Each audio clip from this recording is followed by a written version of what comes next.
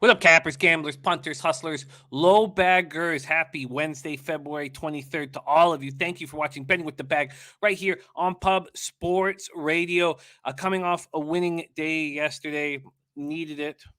The NHL was tricky, unless you just were hammering overs on every game other than that Flyers-Blues game. It was tricky. The Islanders played well. I watched that game. I added a little cash to that bet. A little, I don't know. I just needed some glory, some late night glory. And I got it. They played really well. They were in control the whole time. It was very relaxing, very comforting. And I needed a winning night in the NHL. I need to start stringing a few together. We need to win week by week to get myself back to where I want to be in NHL. NCAA, I moved on 2 spots. Arkansas first half plus a half that cashed. Arkansas, bunch of junkyard dogs, man.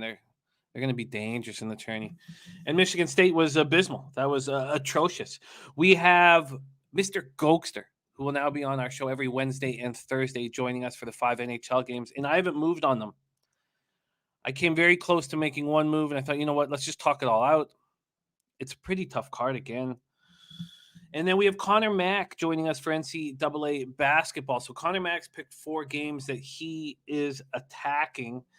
Those 4 games, let me just move over there right now, are Creighton, St. John's, Duke, Virginia, Xavier, Providence, Davidson, Duquesne. Then I wanted to talk about some extra games. So I added TCU, Texas, Syracuse, Notre Dame, Rutgers, Michigan, Wyoming, Colorado State. So we'll be talking about those 8 college basketball games. And NBA starts back up tomorrow. Dutch Boy Fresh will be rolling with us once again. And we get back to regular business with three sports rolling here. I needed yesterday, but it wasn't that big of a winning day. But I needed it. And I'm excited about the opportunity to string together a few of these in a row. What up, Brian Watson, Real Deal Prime in the house. We got Vipe, Jedi for Life, Danny A, Gerald Jones, Mark Schillingberg says, Jimmy in the best chat everywhere, anywhere. Says, finally had a positive night last night. Smack college basketball. Still getting smacked around by the NHL, though. It was tricky. I imagine that 2 years ago I would have been on the Predators because those are the spots that I love. The Panthers coming back off of a gorgeous 3-game road trip where they were beating teams other than the Carolina overtime victory against the national team that's lost 4 straight. That's angry. That's has a rest advantage. An angry group with a rest advantage with a good coach in Hines. Now I stayed off of Florida, which is something. Sorry, do I have my? Okay, good. Which is something. But that would have been a spot. I think that I would have been on national when I'm running well. The Philly St. Louis over hurt. And I watched that Leafs Jackets game. I was kind of fortunate there with a couple breakdowns. Jack Campbell does not look good right now. And, you can look at it from just a Leaf standpoint where they could be in trouble. But I also feel bad for Campbell. This is his spot to get that huge contract. And at the first half of the year, I was like, man, this guy's going to get 6.5, 7 per. Now, don't know what the hell he's going to get paid. Nut Flush Allen running hot says, still, since going public on Twitter, I've gone 41. Oh, by the way, remember I said about, I don't know how to pronounce his name, the new defenseman, Hellebuyck, I think, Hellebuyck, that they picked up off the Coyotes. And I was like, look, they don't have Muzzin. They have Hellebuyck, who's playing his first game on Leafs. That was a breakdown for Gauntz's goal. We stayed off the Leafs because they were missing Muzzin, and then they've been fooling around with Sandin because of these contract issues. And that's why they lost that game. That was a crucial goal. And Campbell did not look good on it either. Okay, but back to Nutflush. Nutflush said, but 41 and 20 and a push. What a guy. He's absolutely rolling right now. There's Matty Ice. Star of the Taint play of the day. Great to see you. Real Deal Prime Slatsy. Community of new knowledge in the house. Look, we've watched what you're doing overall with the Cash Me Out pick of the day. So 13-6, still a very nice place to be. Jeff Shahadi ready to go. Danny A says, if anyone wants SGP action, Champions League, I got Ajax moneyline and over a half goal first half and over 1.5 total goals. That's from our guy Danny A in the house. Real Deal Prime ready to get to work.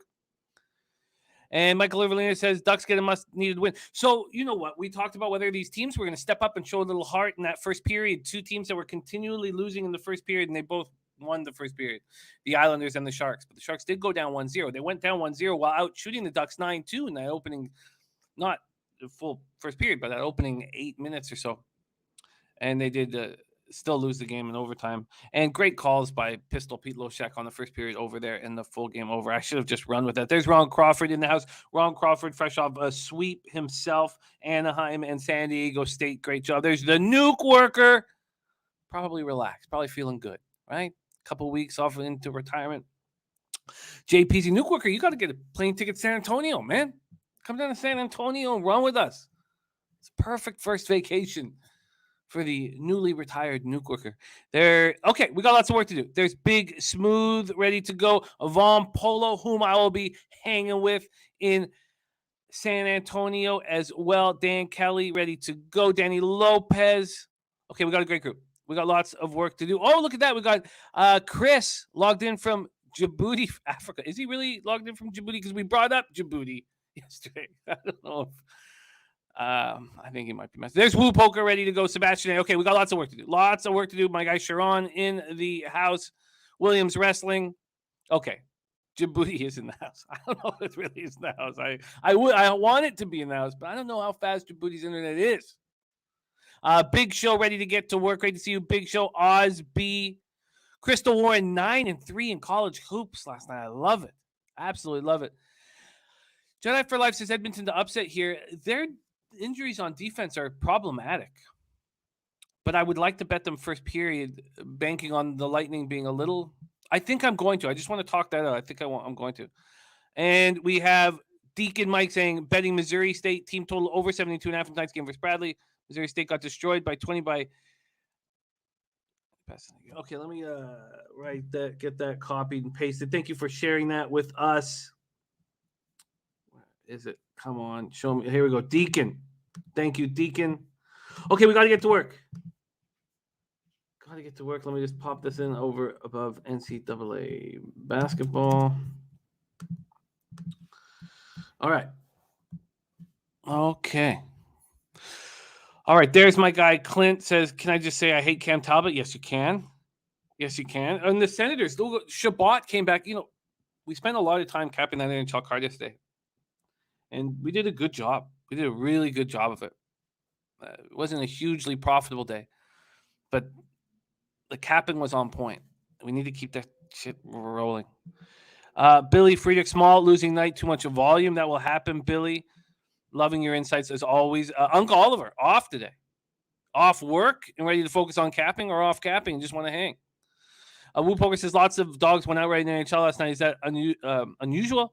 I mean, I was thinking the same thing. The dogs were cashing at an alarming rate until the Ducks took care of business. But there's a ton of parity in NHL. There's always been a ton of parity in NHL. Always.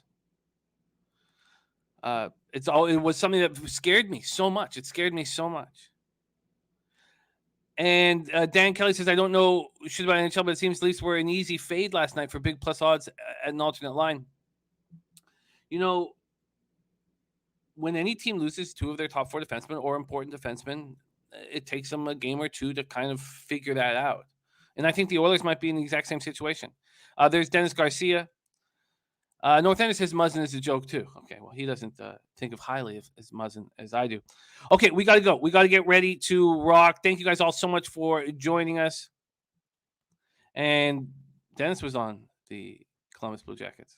Sparty Nightmare loser. Yeah, that was rough. First quarter Cavs. See you tomorrow. Get on it as soon as you see it, says our guy, Dan Kelly.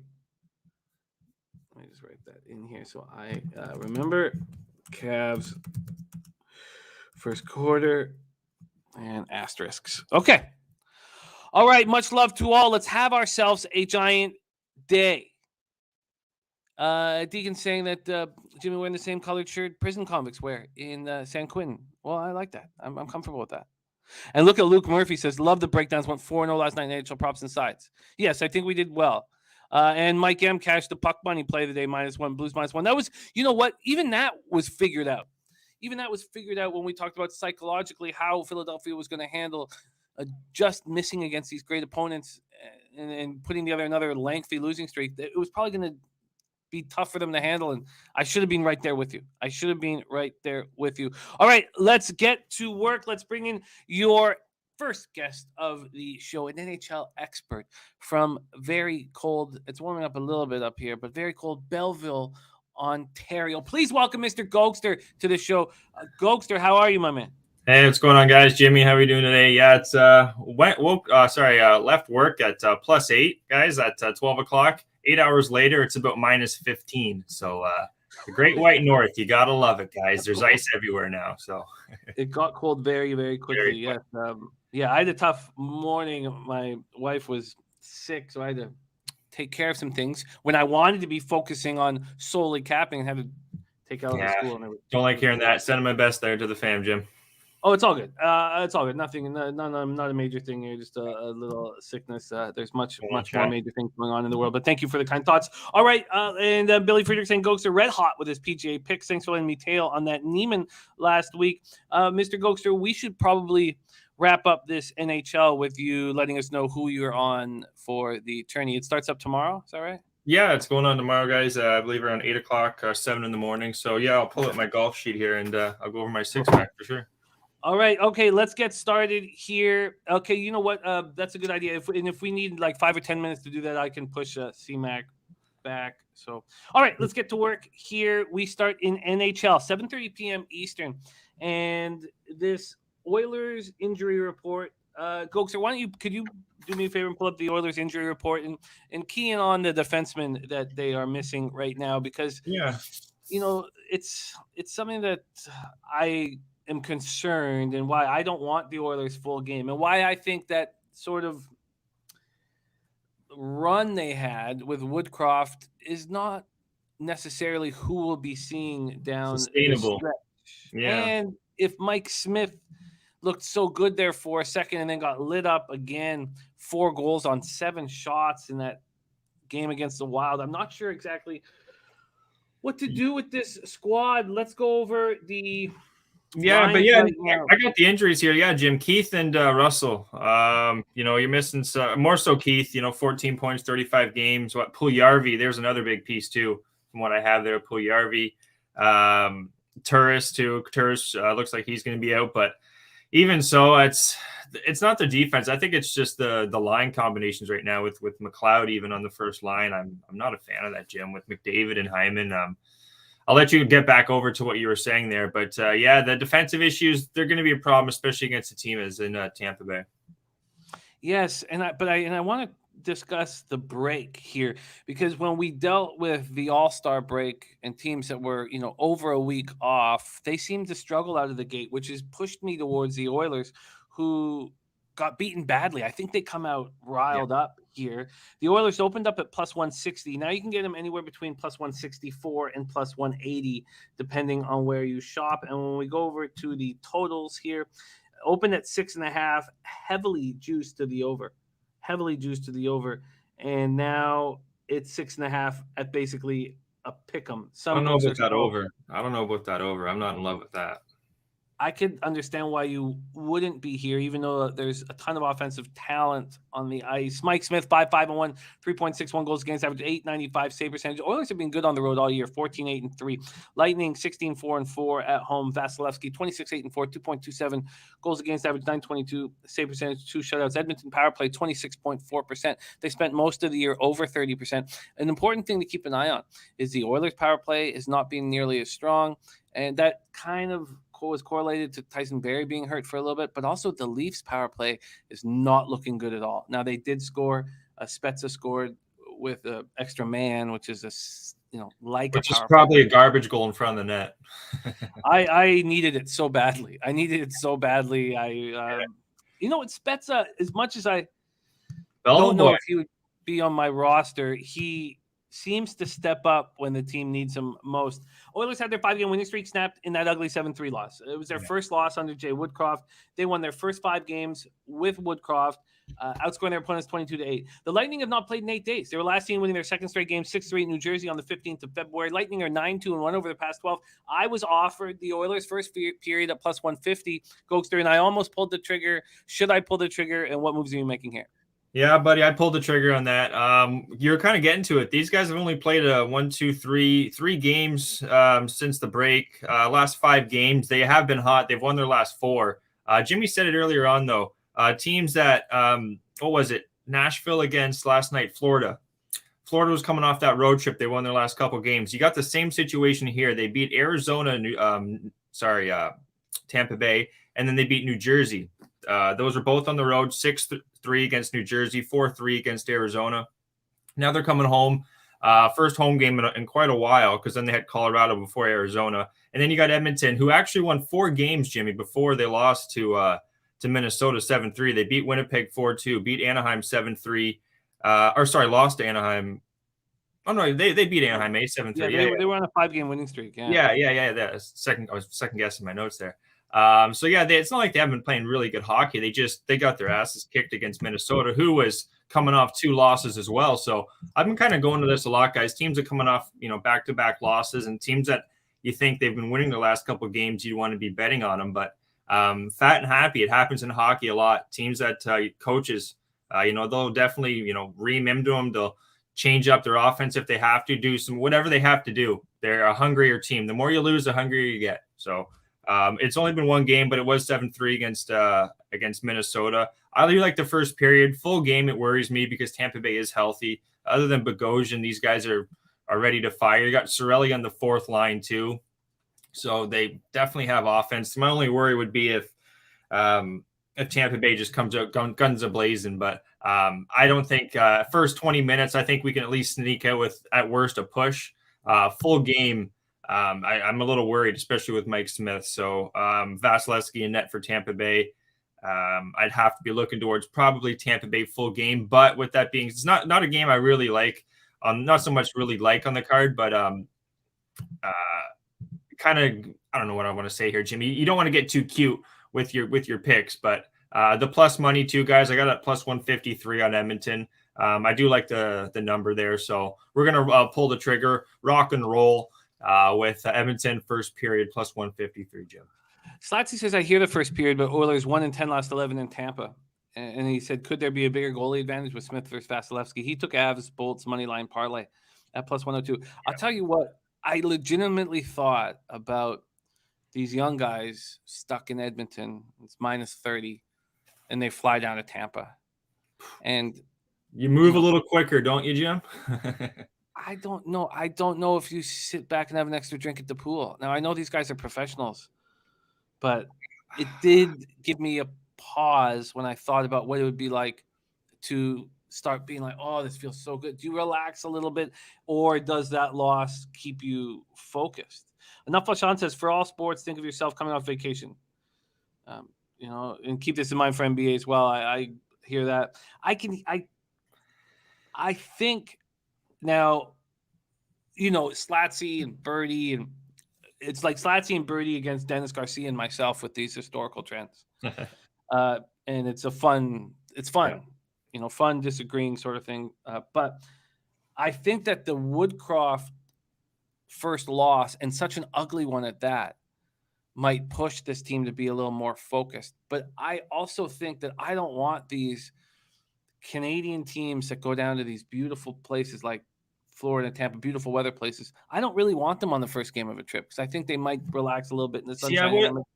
I wouldn't like that, Jimmy, if they're coming off the win more so. Like if they're coming off like that loss, like I just feel like that loss it's not kind of like you're not, coming down there sitting in the sun as much. I think if anything, it'll help the guys. I'm telling you right now, when it's this cold outside, you don't feel as comfortable. I know you're on the ice. It's cold in arenas, but with the warmer it is, the more, your body just feels it's easier to move around and whatnot.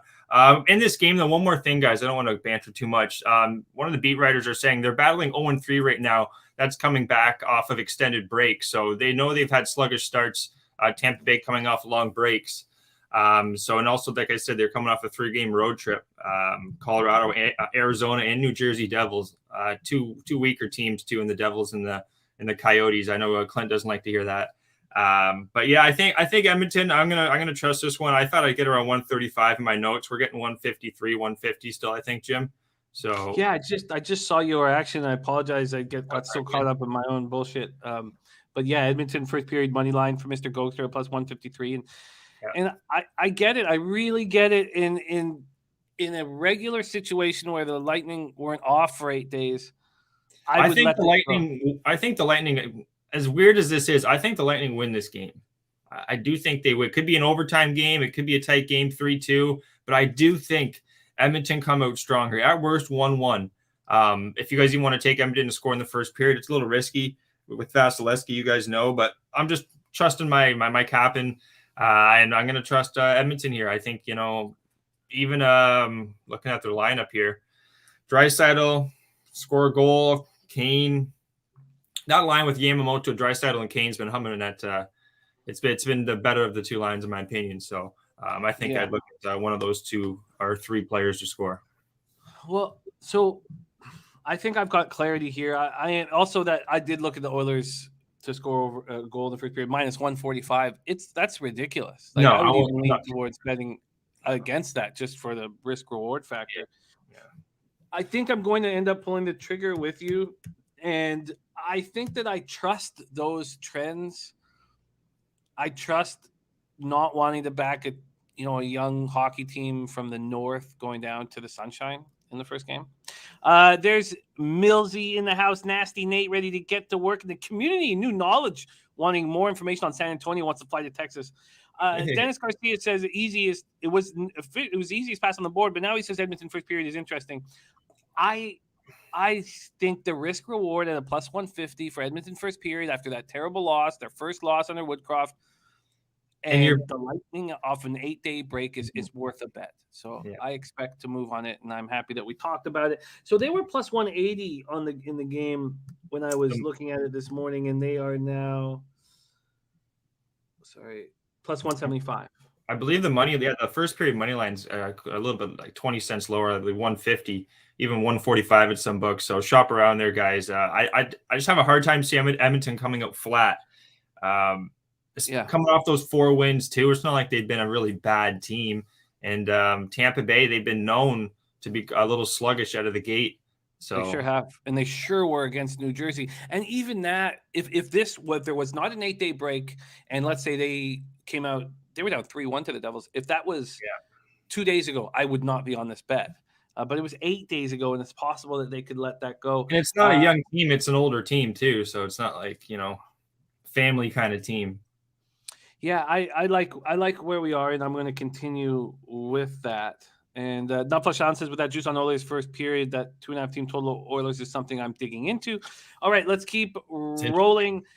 And by the way, Ron Crawford, after sweeping yesterday, has his spreadsheet play of the day in. We will talk about it when that game comes up. That's not the next game that is up. Next game, 7:30 p.m. Eastern. Winnipeg Jets 22-28, 9, 10, and 7 on the road. They've been so bad on the road. 9 wins, 17 losses. Sure, seven of them have come in the extra session, but that's still bad. Dallas Stars 27-20-2, 17-7-1. What a roller coaster, Jekyll and Hyde shit show these Stars are. American Airlines Center in Dallas, Texas. You have Hellebuyck, who, Nutflush Allen asked me, he's like, where do you rate Hellebuyck? And I was like, well, he won the Vezina in 2019.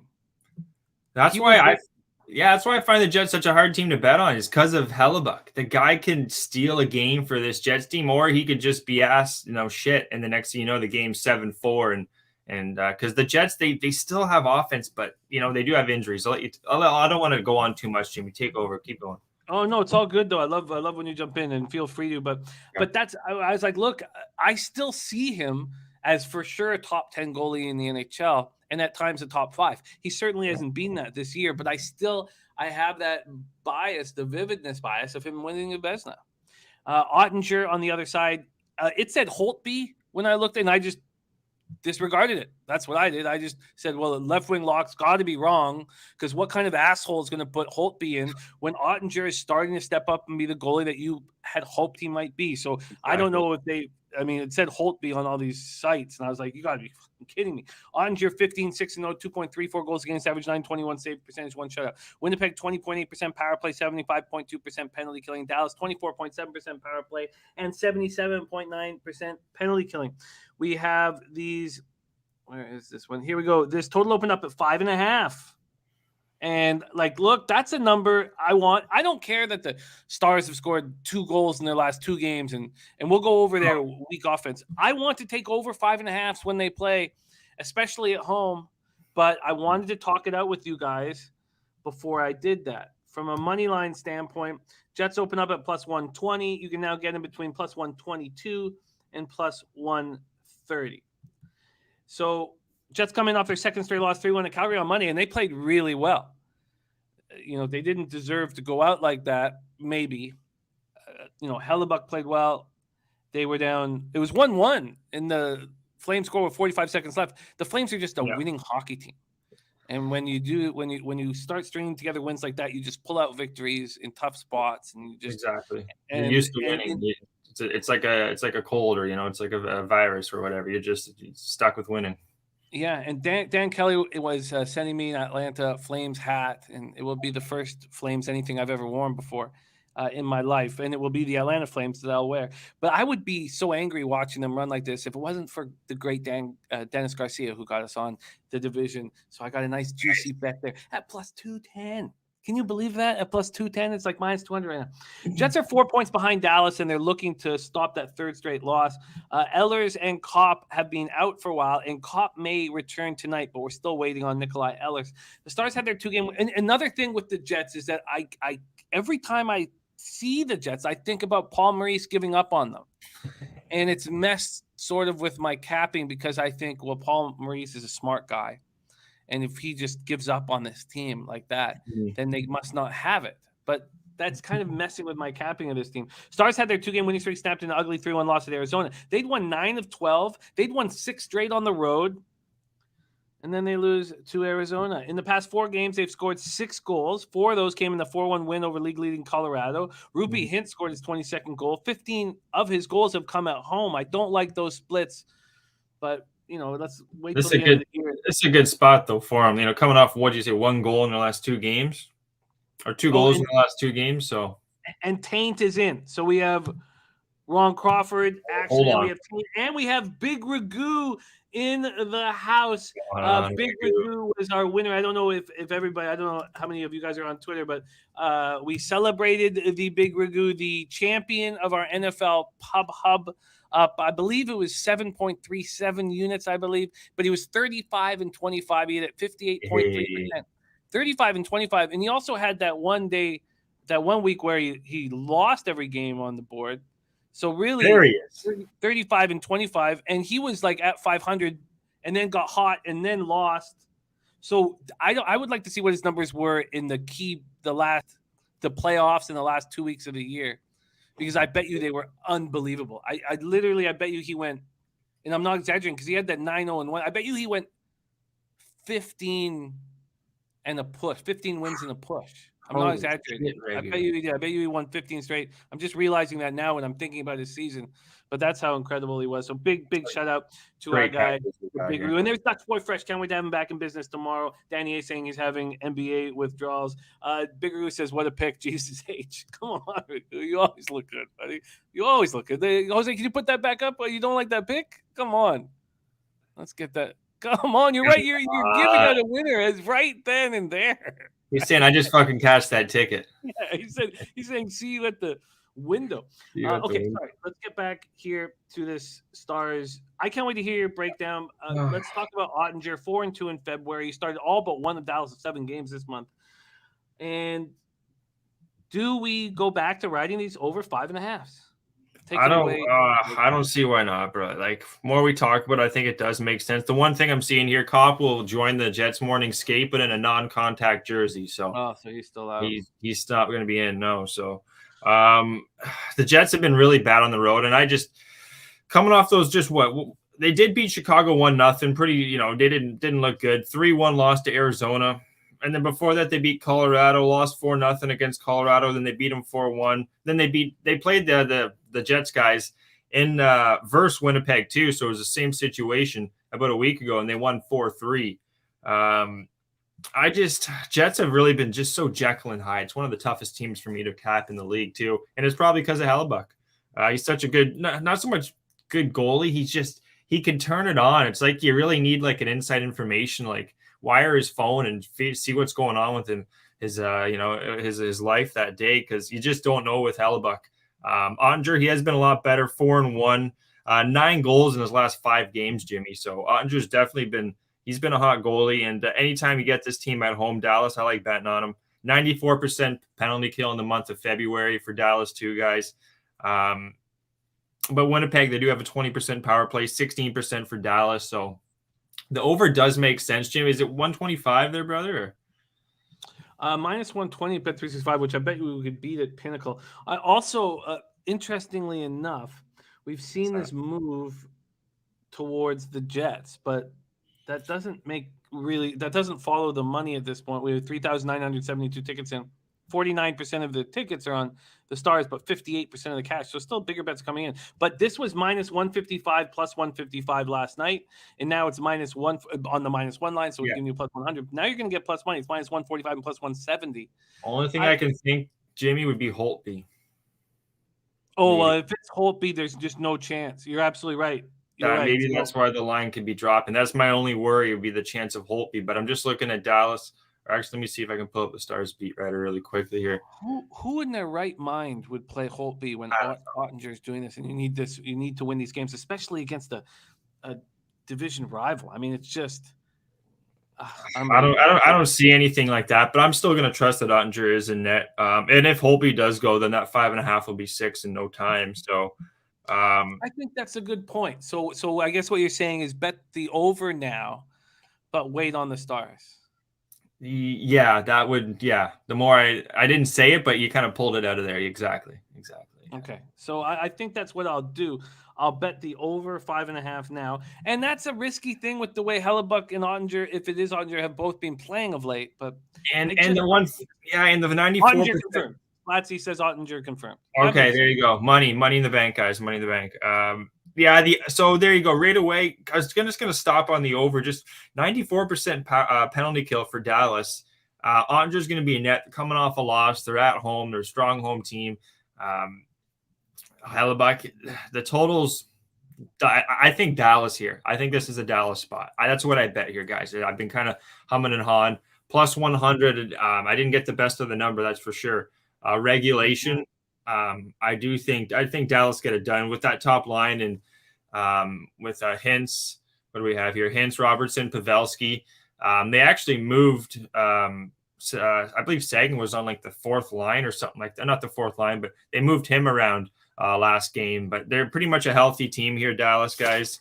Just looking at their injury report, Sekera, 3 points in 24 games, but missing Kopp for Winnipeg, Jimmy. That's 28 points in 47 games. That's big. 5-on-5. He's been so good 5-on-5. But Rox32 has a big point. He says Dallas plays Nashville tomorrow. Huge game for them. So they're thinking that the Jets are an easier win than winning in Nashville, I'm guessing. So they're using Oettinger here and then Holtby tomorrow. Perfect. Because that would have that confirmation is huge, because there would have been a good chance Holtby could have went with that back-to-back. But they've already said Oettinger's going, then Holtby will be going Nashville tomorrow. And you know what? I'd probably be looking Nashville tomorrow right away, top of my mind there. Okay, so I see that. Sorry, Gogster. So Gogster has moved on these first 2 games. So he has Dallas in regulation at plus 100, and he had Edmonton first period money line at plus 153. Yeah. All right, let's keep rolling. Next up, we have 7:30 p.m. Eastern. Colorado Avalanche 36-10-4, 15-7-2 on the road. At Detroit Red Wings 23-22-6, 15-9-3 at home. Little Caesars Arena, Detroit, Michigan. I'm getting it's like I have PTSD or something. Like I'm afraid to bet the Stars. I wonder what my ROI is on them this year. I imagine with just my overall season record, that's not that good, but I fear betting them. And Winnipeg is a tricky team when Hellebuyck's on. I mean, we've seen Wheeler go off for 5 points. Wheeler's starting to score again.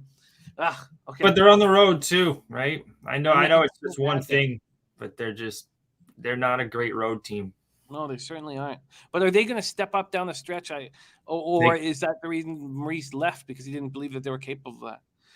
Okay, Little Caesars Arena, Detroit, Michigan. We have Darcy Kemper against Alex Nedeljkovic, who has a 3.01 goals against average Gogster. I'm just going to shut up about Ned. I don't know. Did I say anything about him being good? I don't remember that. 3.01 goals against average, 907 save percentage.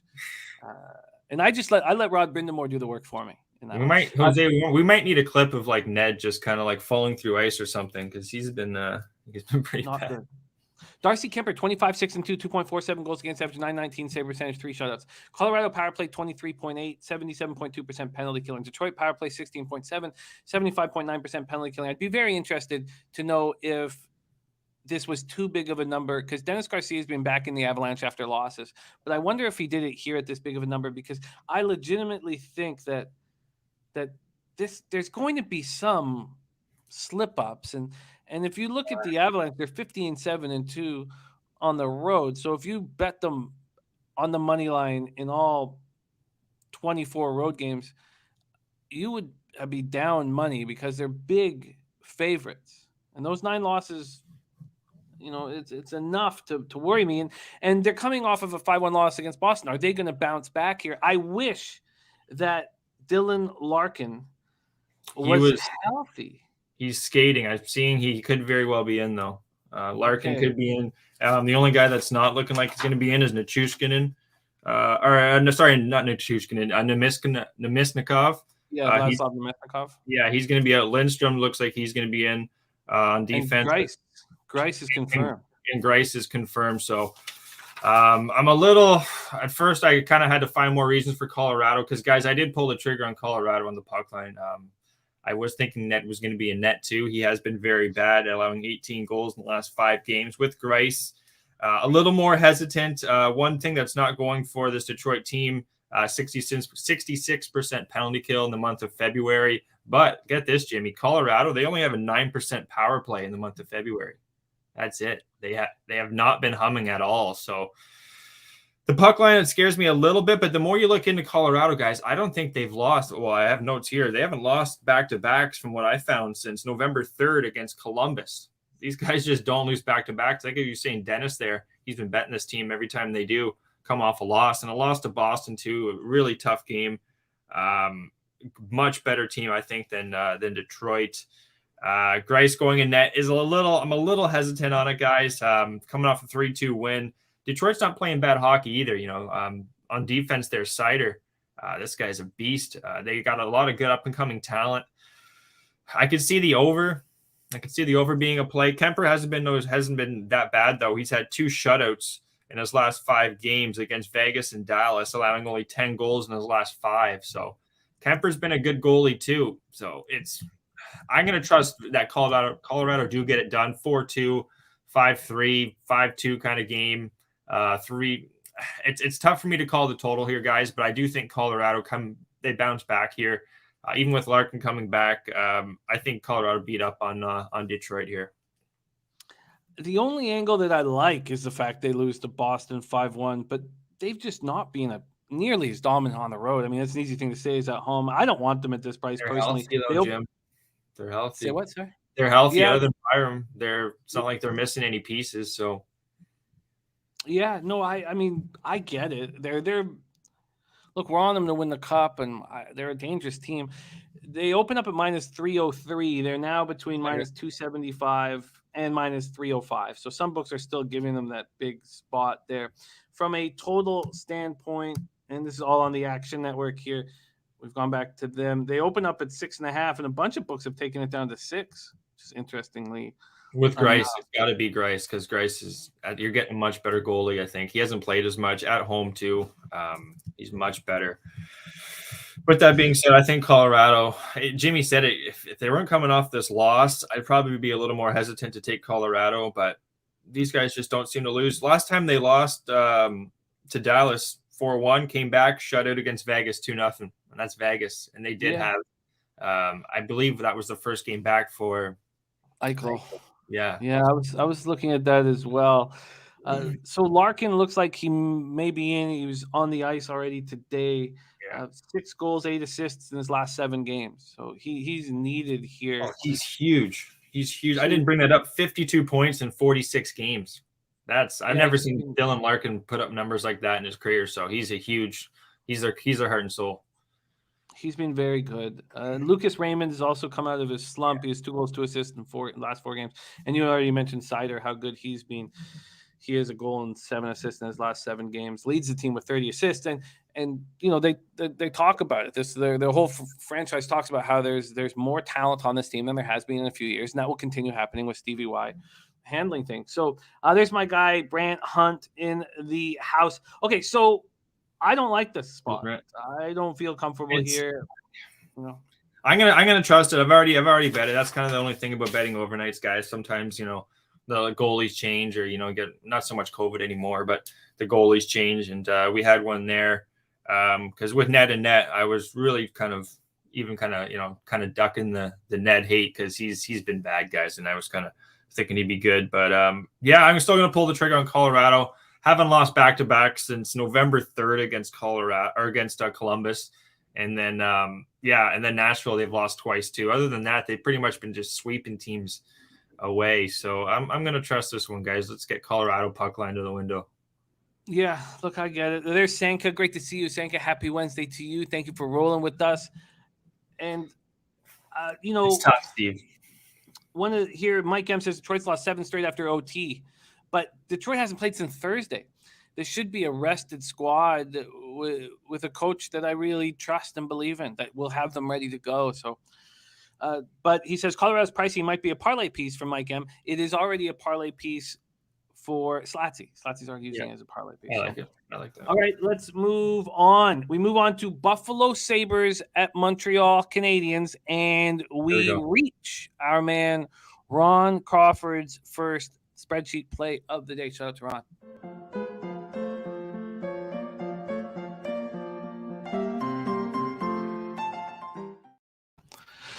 All right, let's break this down. Sabres 16-27-8, 8-13-4 on the road. Habs 11-33-7, 7-17-1 at home. Bell Center in Montreal, Quebec. It's incredible the difference that a coach makes, a coaching change makes. Craig Anderson 6-5-0, 2.91 goals against average, 909 save percentage. I don't have it confirmed that he's in. I don't know if anybody else has that confirmation. More than likely, it's Anderson. Okay, we've heard that Montembeault is in. And oh wow, okay. You want to look how fast we have our guy Jose to the trigger. You want to fire it up, Jose? Oh wow, Nedeljkovic. We'll work on that. Our guy Jose, man, he's quick to the trigger. Yeah, he doesn't mess around. I think they're fishing out Ned right now. That's why Grice is going. So. It reminds me of it was one of the first things I ever booked in my life in film and TV. That series, but there's this. I'll remember the series in a second. I booked when I was like 20, but there's this image of these kids playing hockey on an outdoor lake and the ice breaking. And I've always had this image of these kids going down in the water with their full equipment on. It's just this horrific image that I've had in my head for 20 odd years. And so anytime I see anybody playing on ice, I just get fucking scared for some reason. It's just, okay, but let's stay focused here. Montembeault has been confirmed, and he's been much better of late. So don't hit the 4.10 and 3.72 goals against average, 898 save percentage. Dead zone. Thank you, Billy Friedrich. Dead zone. Yeah, I booked the dead zone. Billy giving out lines, giving the best lines, giving out like this guy, Billy. You're the man. But the dead zone, the clip of the offenses with Christopher Walken, the clip of but I did it with the other guy, the TV series, not the movie was what I booked up. But the clip of those kids going down in the water is just like, oh fuck, it's just fuck me my whole life. Sabres 19.6% power play, 76.8% penalty killing. Habs 12.7% power play, 74.1% penalty killing.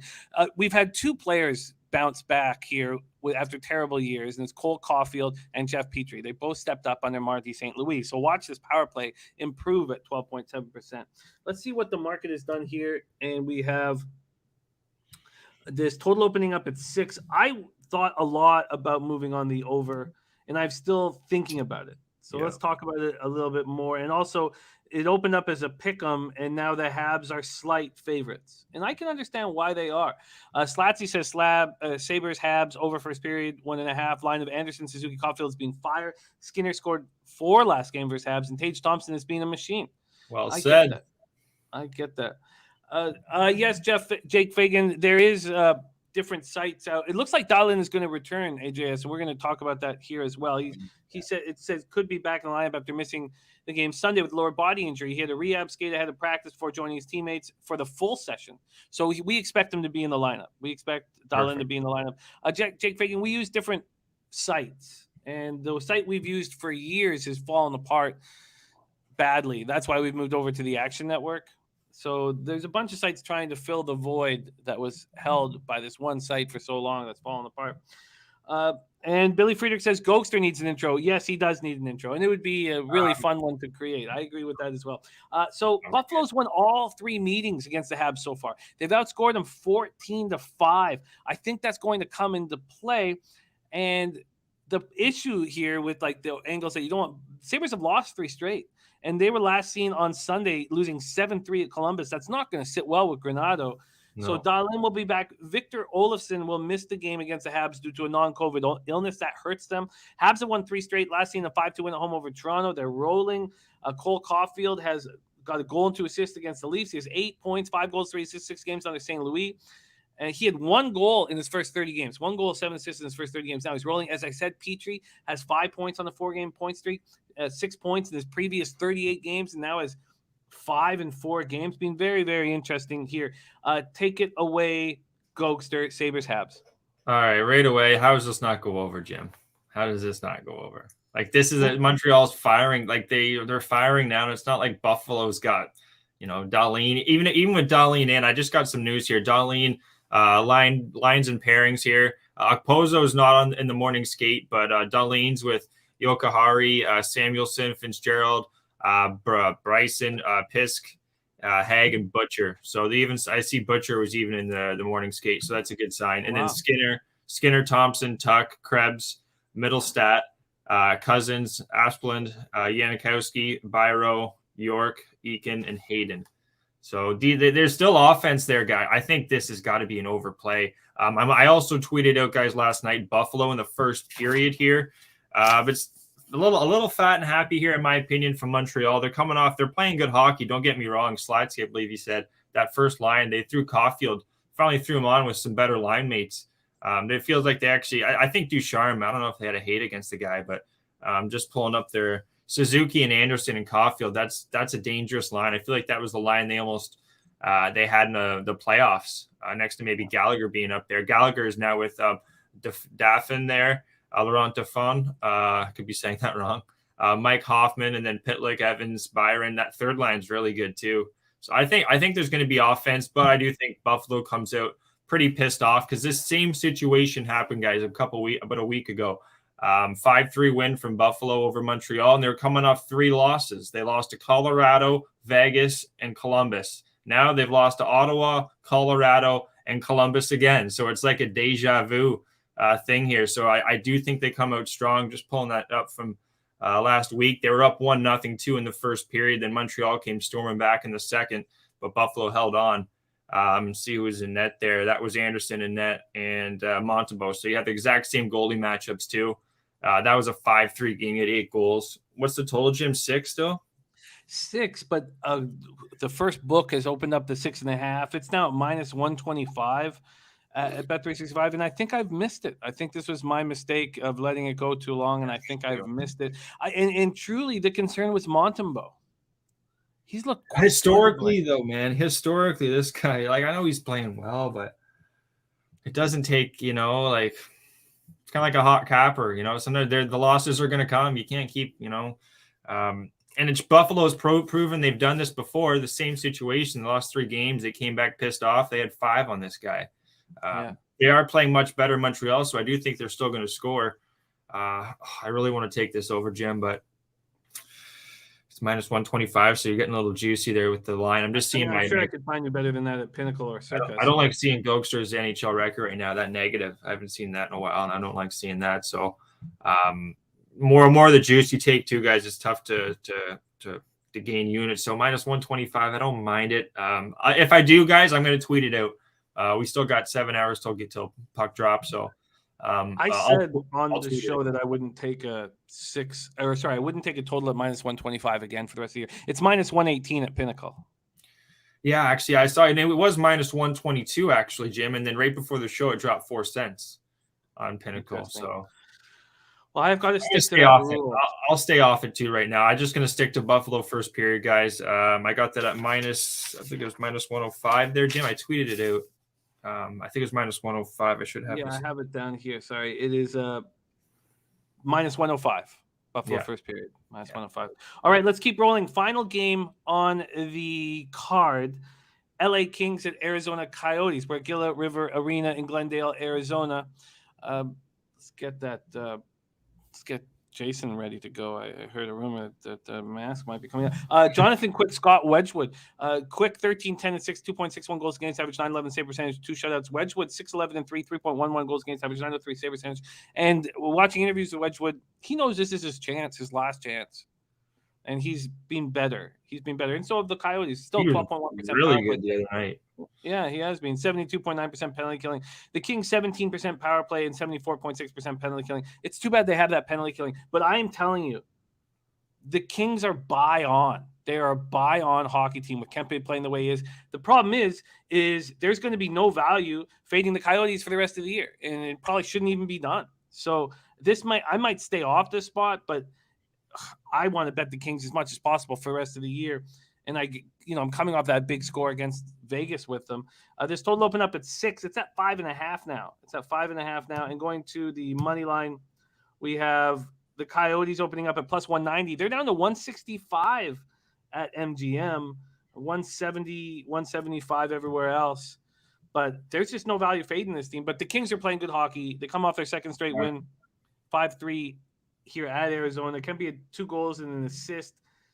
And he's 23 goals on the year. They're 10-5-2 over their past 17. We want the Kings as dogs. Don't worry about them on the road. Just if you see the Kings as dogs anywhere, I think they should be bet. The Coyotes coming off snapping their 2-game losing streak and a 3-1 win at home over Dallas. Keller, Schmaltz, and Travis Boyd are playing well. Keller, goal and an assist. So he's got goals in 3 straight games. And Schmaltz has a goal and 2 assists against the Stars. And Nick Ritchie is supposed to make his debut tonight. And I bet you Nick Ritchie could be good. Woo Poker says, how do you not bet the Kings tonight? It's because they're just not worth it at this price, I don't think, personally. What do you think here, Gogster? And let us know, because I've got very exciting news. The hottest capper on the show, who has breached 20-plus units, has a say hey play of the day on this very game. But take it away here, Gogster. Kings, Coyote. Just one thing there. One of the guys in the chat was saying who's going to score. Sorry, just about the Buffalo game there. Buffalo's been humming there. 3. They lost against Columbus, but 3 goals there. 3 goals against Columbus. They did have 1 against Ottawa, 6 against the Islanders, 5 against Montreal. So they have been scoring. I think they'll be able to keep it up. Coyotes here. This is going to be Wedgwood. Wedgewall. That's right. Watched this guy a couple times with Syracuse. Fuck. Is Vejmelka's going to be going? No. This is a back-to-back, I believe. No? Am I wrong, Jimmy? What do you mean? Did they win? Game was last night, was it? Oh, no. I'm wrong. No, the 3-1 win over Dallas was 2 nights ago. Yeah, that was 2 nights ago. Yeah, they lost. You see, the thing here is LA, they just played this team 5-3 on the road, and they just been sitting waiting for them again. They lost, and then you look at Arizona, they lost that 5-3, came back with a 3-1 win.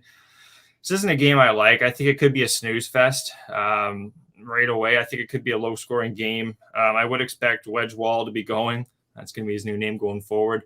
Okay. It's not a game I like here, because you know what? Quick's been good too, though.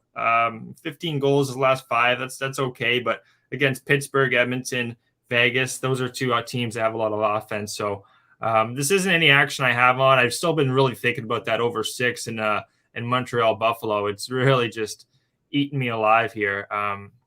You know what, Jim? Throw that on there. I saw Billy have it, I think, at -1, -113. Guys, I'm gonna go down on the sword here.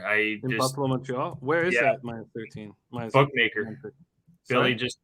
Billy said at Bookmaker just Oh wow, a couple minutes ago. 113. Minus Well, 1. while we hum and haw on this spot, What's Jose got? Let's bring in the man who has been rolling. He's been absolutely rolling, and some find it very difficult to believe that he could be rolling quite the way he is. I don't. I've been watching this for a long time. Sorry, I had to throw these two in here. But I've been watching this guy catch, and he's blowing minds right now. He's blowing minds. That's what he's doing. He's impressing. He's impressing. So let's bring him on. Please welcome to the show, Jose Bouquet. Gentlemen, how are we? We're good. We're good. This is a tricky game, and you're running hot. How are you betting this? Jim, I'm pretty shocked to hear that you're not on this. I mean, this is your patented bum fight here. The Kings are not bums. They're not bums. Historically, they are. These aren't Jonathan Quick's bums Stanley anymore. Cups have the Leafs won in the last 10 years? The Kings won 2 Stanley Cups. You forget that shit? Historically, I did, yeah. It's not Jonathan Quick's team anymore, Jim. I'm sorry.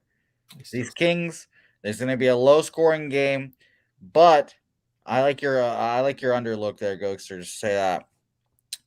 I'm on the Yotes money line. Give me the Yotes plus 185. Believe it is. No, sorry, plus 175 on our friends at Bodog. Oh! The dogs are barking today, Jim, and I can feel the Yotes. I can feel the power. Was that a dog? Was that a dog?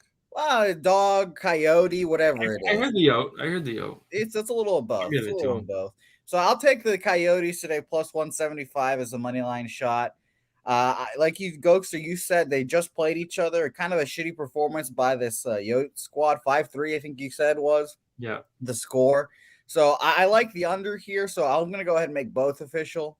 Now that we're on it, I'll take the under at, let me double check while I look at that lovely lady, plus 110. And the Coyotes to win the game at plus 175. Wow. Impressive. So what was the I think the under is a very interesting look after they 8 goals in their last meeting, and Wedgwood. Jim, I can hear you saying in my head, they're going to come out tight hockey game after a high scoring let up, I guess you can call it, in the last game. I can hear that in my head right now, you saying that. So we'll definitely like the under here. And maybe if I win, I can snuggle up beside her. Under 5.5. And what's the juice associated with that? That was plus 110. Plus 110 on the under 5.5? Yeah, shout out to our friends at Bodog. Yeah, same at Bet365. Wow. Very, very, very.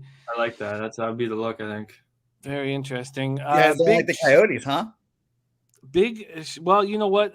No one can diss your picks. You've been very, very strong over 11-month period of sample size, 94 and 94, 50%, but your average line at plus 185. You're up 21.56 units with ROI plus 11.47%. Very impressive.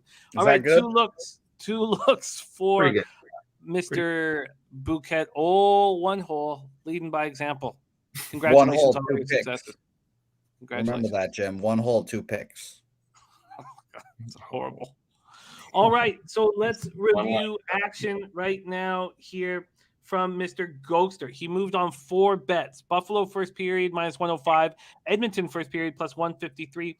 Colorado puck line minus 115. And Dallas regulation of plus 100. Then he just added the over 6 in the Habs. Yes.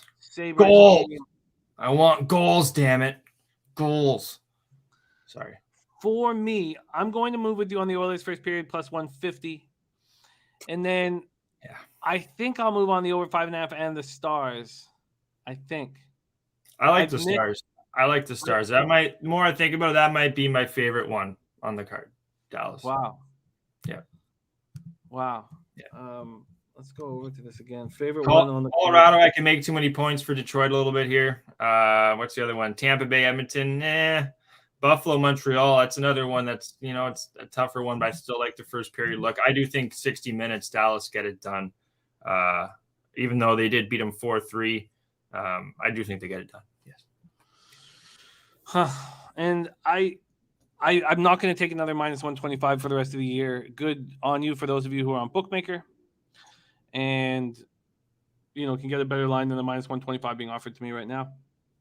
I just won't do that again this year. And interesting that there's been a 4-cent move to the other side. All right, let's move over to it's the Honda Open this year. And then we have Conor Mac joining us for NCAA basketball. We got 8 games we'll be attacking there. Talk to us about the Honda. It's a Honda Open? Classic. Honda Classic. Talk to us about the Honda Classic and what moves are you making? Oh, shit. I thought I had the right notes there. I didn't. You know what? Top of the head. Let's go. I got a 6-pack there, guys. I give it out every week there with C-Mac. First on the 6-pack is going to be Lowry. This guy should be good in the wind. I like Shane Lowry. We got Hughes, Canadian guy here, Dundas, Ontario. Shout out to Babano. I think he's also going to have a great shot, 50-1. Bezatenhout, he's also, I believe, 50 or 55-1. You can still get him at. South African player, should be good in the wind. There's going to be a little bit of wind here. Had a really good approach. Number 4 is going to be, let's see. Number 4 was, I'll tell you one right now. Number 6 was Aaron Rye. He was 100-1, guys. I think this guy should have another great shot. A lot of my golfers are not American players because I think you're going to need to deal with a lot of wind here. You're going to have a good approach. Here, let me just pull it up here. Sorry there, Jimmy. I should have had this. Gogster, while you're pulling that up, Gogster, are we going to bet on our guy, Gogster? Who, Vegas? Yeah. I was looking at him, man, but he's deep off the tee and all, but I just worry about his control here. I know he's one thing you want to bet on Vegas is bent grass. Bent grass. That's kind of up north where Jimmy and I are. That's when you want to bet on this guy. You can't put on Bermuda or POA. My second question. What about our man Abraham? Answer. I don't believe he's in this. He's not in it this week. So he's hopefully. I was going to say, Jim, I'm going to go ahead and make something official then. I'm going to go ahead and take my man, Jonathan Vegas, outright. Gogster, find the line for me. I love my man, Jonathan. He's my guy. Jonathan Vegas. If you win this, Jose, I don't know. We're going to have to see what's going on in your life because if you call this, buddy, 52-1. There you go. There you go. He just loves his average line so much. I swear. He's just so proud of that average line. Okay, let's get him in. Jose is on Vegas at plus 52-1. 5,200. Let's bring in your co-host in your golf show. Making the Mac Daddy here to cap NCAA basketball with us, but it's also going to touch on your action here in the Honda Classic. So go over your action. First off, what up, C-Mac? Great to see you, my man. How are you? I'm here. I'm a little under the weather, but I'm here, man. Ready to roll. No, don't like hearing that, but thank you for fighting the good fight. Let's go over your action one more time, Mr. Gogster, and then we'll hear what C-Mac thinks about it and what he's on. Yeah, shout out to Billy. So Lowry 38-1, Hughes is 50-1. I actually found Bez Pinnacle 64-1. Palmer was 69. Kirk 70-1, and let's have some Rye this week, guys. Aaron Rye 100-1. Jesus. All right, and you have tweeted all those out as well. I'll retweet them. What up, Jacqueline? Nice to see you. C-Mac, those are Gogster's golfers. Who are you moving on in the Honda Classic? I will have mine tweeted out today. I'm just finalizing it kind of now. But I could talk about some of the guys, obviously, that play well here.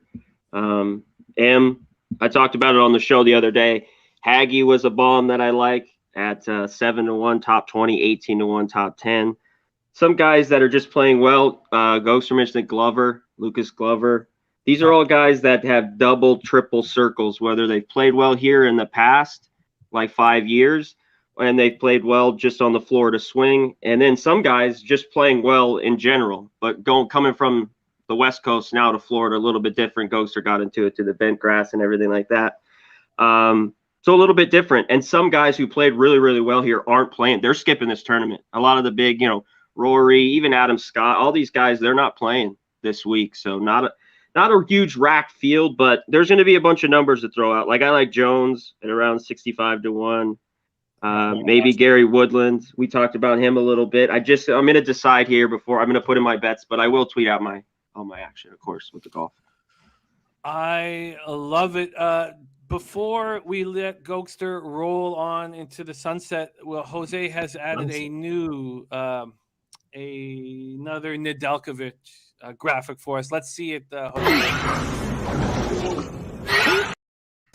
Oh, come on. It's got to be longer. I got to see that again. That happened too quickly.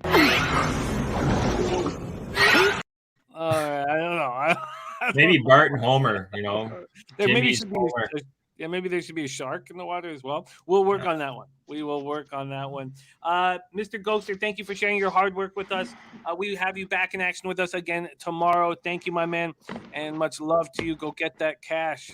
Thank you, guys. Be good. We'll see you guys tomorrow. Get that cash, and we'll see you guys tomorrow. Let you. There he is, Mr. Gogster. C-Mac, my man, you have sent 4 games that you, 3 that you are attacking for sure, 1 that you may attack, and I have added 4 games that I wanted to hear your take on, and I can't wait to break all these down. We also have the taint play of the day. Yes, Resmob, the taint play is in, and do we have a second spot from Ron Crawford? No, we don't. Okay. Not at this point for college basketball. Ron hit with San Diego State yesterday. C-Mac, my man, are you ready to get to work? Yeah. I was just going to give a shout out to the chat. Everyone in here. Appreciate everybody. You all know the names. I'm sure you ripped through them. I don't need to go through them as you do that so well, Jimmy. But I love the VMI play with Matty Ice. I think that's an excellent look. I think that game could get over as well, but definitely the couple points there. And he mentioned Cameron Young. Somebody did. Can he do it back-to-back weeks? We'll see. It's not easy for these young guys, especially him. He's only started 12 starts on the PGA Tour. Has this unreal. He finished second. He played really, really well last week. I think goes to Florida. I don't know. We'll see if he can stay hot. Sometimes it's just these golfers, Jimmy, it just takes 3 or 4 weeks. They're hot during the year, or, another top 10 or top 10, and then they fall off for 2 or 3 months. You don't see him. A guy like Cameron Young. But he's young. He's not. It's in his name. He's young. He's a young guy. Just wanted to give a look there from the chat. I never golfed growing up. You play the sports your dad plays, and I remember when my dad came home with this trophy that was just a horse's ass. It was just the last, and I was like, "What did you get this trophy for?" And he's like, "No one's talking to you." And I was like, "Well, what did you get?" And he's like, "He wouldn't tell me," and then I had to find out that it was. I guess he was awarded that at the company golf tournament. The horse's ass award. Okay, let's get to work here, my man. We start at 6:30 p.m. Eastern. Creighton Blue Jays, 18-8, 10-5 in the Big East at St. John's Red Storm, 15-11, 7-8 in conference. We're at Carnesecca Arena in Queens, New York. Let's first take a look at the market movement. And because there's no NBA, it is worth talking about where the cash lies here, although it did not help us in Michigan State yesterday. Creighton opening up as it doesn't always work, especially in college basketball. I mean, shit. No, it certainly did not there. Thank God for Arkansas to give us at least just losing a night of just losing big. +5 Creighton opening up at. There is a 4.5 right now at DraftKings. We go over to the total. We have this opening up at 148. We now see 149.5s, 150s, and 150.5s. 4,615 tickets in. 59% of the tickets, 63% of the cash on Creighton, and it has moved a half point towards them. Then we have 64% of the tickets and 79% of the cash on the over, and it's moving up. So that all makes sense. Tease is on St. John's tonight, -4.5 is in his pocket. Creighton comes in off their 5th straight win, 83-82 at home over Marquette as 1-point favorite. 7'1", 256-pound Ryan Kalkbrenner went for 21 points, 7 boards, 3 blocks in the victory. St. John's coming off back-to-back comfortable victories, 86-73 at Xavier. They'd been playing well on the road. They hadn't been playing well at home, and they destroyed Butler last Friday at home, 91-57. Champagne goes for 31. Red Storm shoots 61.4% from the field, 50% from 3. THC's Rizza says St. John's line is inflated. Dan Kelly says, what a huge mistake St. John's made when they hired Chris Mullins. That was an easy one to see in real time. Take it away here, C-Mac, Creighton, St. John's. Well, this was a play I had to look at last night when I saw the number, when I wrote you, Jimmy, at 149. I thought it'd go up. If this opened at 152, I think this would have came down. They kind of have that rule in the mid-50s. It might have stayed there or came down. I thought it was light. Obviously, it's moved. So I'd only be on the over here. St. John's playing well. Both basketball teams playing well. Both teams, when these teams meet, it goes over. I made a mistake. Shout out to our guy, Jake Kaiser, kind of from the Nebraska, Creighton area. He knows these team well. They played zero defense the other day against Marquette. That game was a dead over from the start. And they've been playing overs as of lately. And I told him I wasn't all over the 141 because at times this team can shoot bad, Creighton. And they've been able to play defense. But that was earlier on the year on the road, back December, January. Their defense now is just kind of this Olay. St. John's obviously third in pace, 80 points a game. Champagne, National Player of the Week. You got Posh Alexander back. This team's humming. Maybe 5's too many with the spread here, but I like the over. It's tough to give it now. I still think it can get over this number, though, at 149.5, Jim. It is dropping a bit at some books. Circus hanging at 149. See, it touched the 150. I thought if it bounced there or maybe 151, you see a little buyback, and that's what's going to happen. But you want to be off the... I lean to the over, yeah. But I didn't get a number. Yeah, this was my lean anyways. And the other game has fallen even worse. But I have other games to bet. So don't worry today. I got games. All right. So the 149 is just a lean at this point. And Jake, I don't think I gave you a fair answer. I would trust. He's asking, is my Kings three-way hockey bet bad? No, and trust your capping.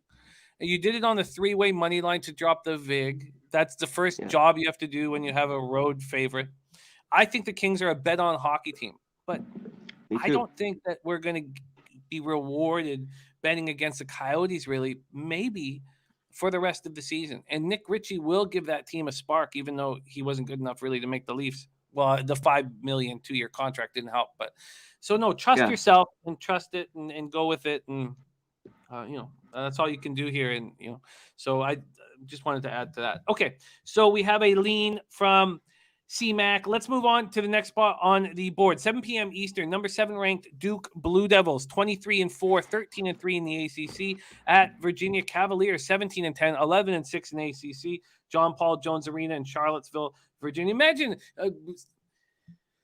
Jose, one whole bouquet up to over 20 units. He's like, throw that 52-1 on my. Throw it on. Well, that's why he's won. He hit the big number. I mean, he's landed those monster things. So, but boom. Just willy-nilly.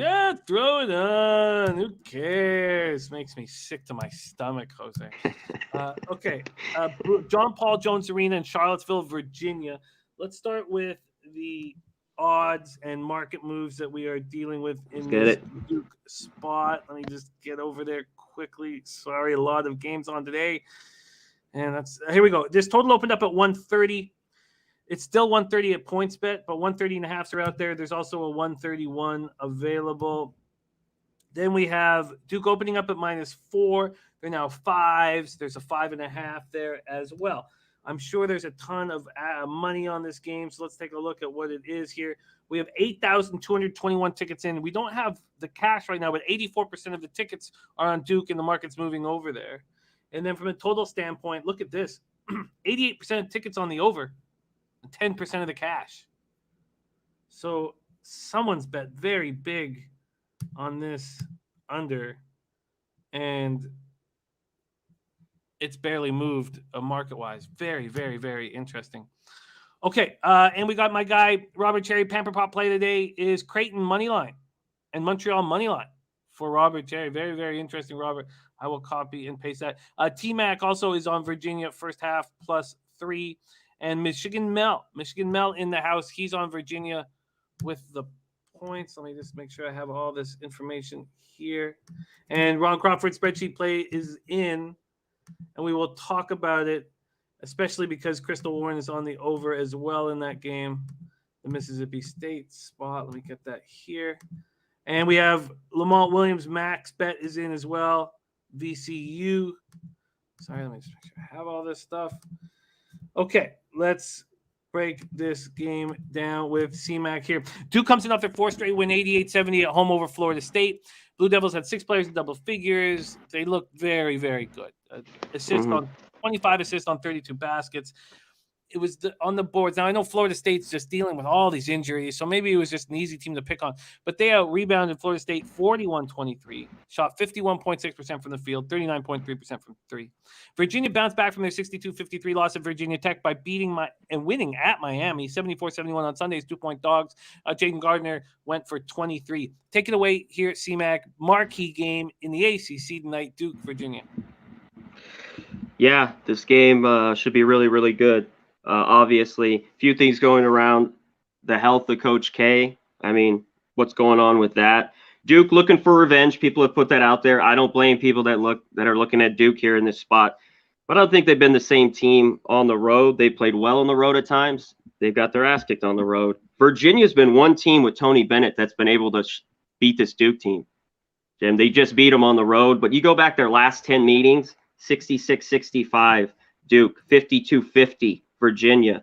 There was a 10-point win by Duke, and Duke wins by 2, 70-70, 65-63. When these teams get together, it just seems like it's a 2-point basketball game. You're going to give me 5.5. Virginia scared me a little bit on the road. Obviously, they went to Cameron Indoor and won. And I can't remember if that had fans in the stands or didn't at that time. It wasn't that long ago. I can't remember. But Franklin's got a toe issue. But Bennett says he's a go. He's a big part of he was out of the last game, but there was a blowout. He didn't play the second half. But he averages 30 minutes and 11 points. Bennett says he's going to go, that he's just dealing with kind of a turf toe, but he might not be 100%. But I just got to take Virginia here. Tony Bennett's got kind of a thing with Duke, and I think it's too many points, especially if you can give me 5 in the hook. I take it. Yeah, we can get you 5 in the hook. Let's do that right now. By the way, Big Boss is here. We've now grown this cachet of all these beautiful older women for Big Boss, but he was the reason why we did it all. Big Boss, shout out it's all DJ Big Boss. All because of you, Big Boss, that we've created this cachet. So much love for you, Big Boss, here, and it's great to have you back in action, my friend. Let's get back to work here. See if we can get you the plus 5.5 here on Virginia. And too many points. Too many points, says our guy. So you know what? I'm going to line chop and get you the 5.5 with the lowest juice. Here, it might take me a second. So while I do that, let me just hear CMAC. I like the 5, but if you can give me the 5.5, just depends on the juice. Let me know. I will be able to. Yeah, I'm sure I will be able to. And also, we have Tease here who says first half Duke minus 2.5, one of my favorite plays. And Duke's been catching first halves like crazy. Yeah. Okay, so I'm going to look for that. Let's move on to the next spot on the board. We head over to the Big East. 7 p.m. Eastern, Xavier Musketeers, 17-9, 7-8 in the Big East at number 11. Providence Friars, 22-3, 12-2 in the Big East. We're at Dunkin' Donut Center in Providence, Rhode Island. Let's see what we are dealing with in this Xavier spot here. Come on. Sorry, taking me an extra second to get to these crucial line moves, and that's not going to do the job here. Sorry, let's get this annoying. It's college basketball, man. So many. There we go. This total opened up at 138.5. Now we see a 136.5 at FanDuel. 137s and 137.5s are still there. And on the spread, we have Xavier opening up at plus 1.5. You can get them at plus 1. You can get them at plus 1.5. You can get them at plus 2. And I imagine there's a ton of bank bet on this game as well. Big East action. And it's going to take me a second to find that. Oh, there we go. We have 11,487 tickets in. So this is the most bet game on the board. And look at this. 10% of the tickets are on Xavier and 47% of the cash. Big I know. I see it. Wow. Big bets are coming on Xavier. Then we have 52% of tickets on the under. We're not sure the cash flow at this point. Mike M says screams trap spot for Providence. T-Mac says, what do you think about betting the NBA All-Star snubs? The ones who just missed, they'll be fired up. No, I think that's something you do right before the All-Star game. After the All-Star game, I think that shit subsides when they're drinking fucking margaritas with models on the beach. I think they're like, you know what? This wasn't so bad. Xavier has lost 2 straight in 4 or 5. They come in off a 72-61 loss at UConn on Saturday at 7-point dogs. Kunkel goes for 15. Fremantle adds 11 and 10. And Nate Johnson. So he missed the game with a knee injury. Yeah. I don't know if we have any update. 4th leading score. Providence bounced back from their 89-84 loss at home to Villanova by winning at Butler 71-70 in overtime on Sunday's 3-point favorites. They were 19 points down. They only turned the ball over 6 times. Impressive work. Nate Watson scores 22, and they were doing that without Al Durham, the 6-year senior.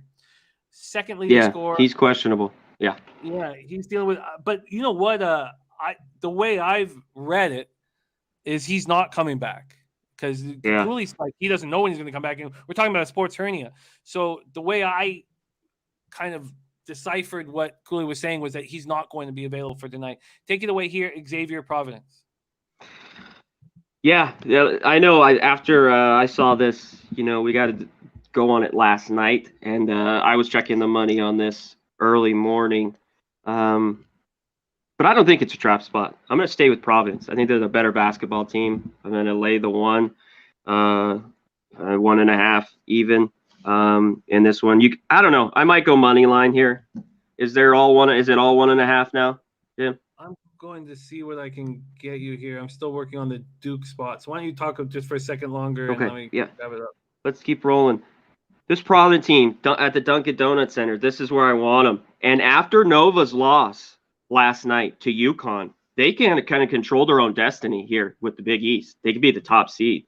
They played great, especially at home. They have beat up on this Xavier team. They've owned them in the past. 9 of 11 games. Obviously, they won earlier, and I get this whole revenge shit, but teams go 2-0 all the time against other teams. I think Providence is a better team. I love Watson at center. That defense is really, really good for Providence. Right around top 50, right in there. I think they're 57. Bynum, I know Durham's out, but they hold teams. Xavier at times can't shoot it well. You talked about Johnson might not be in there. Providence just been great at home.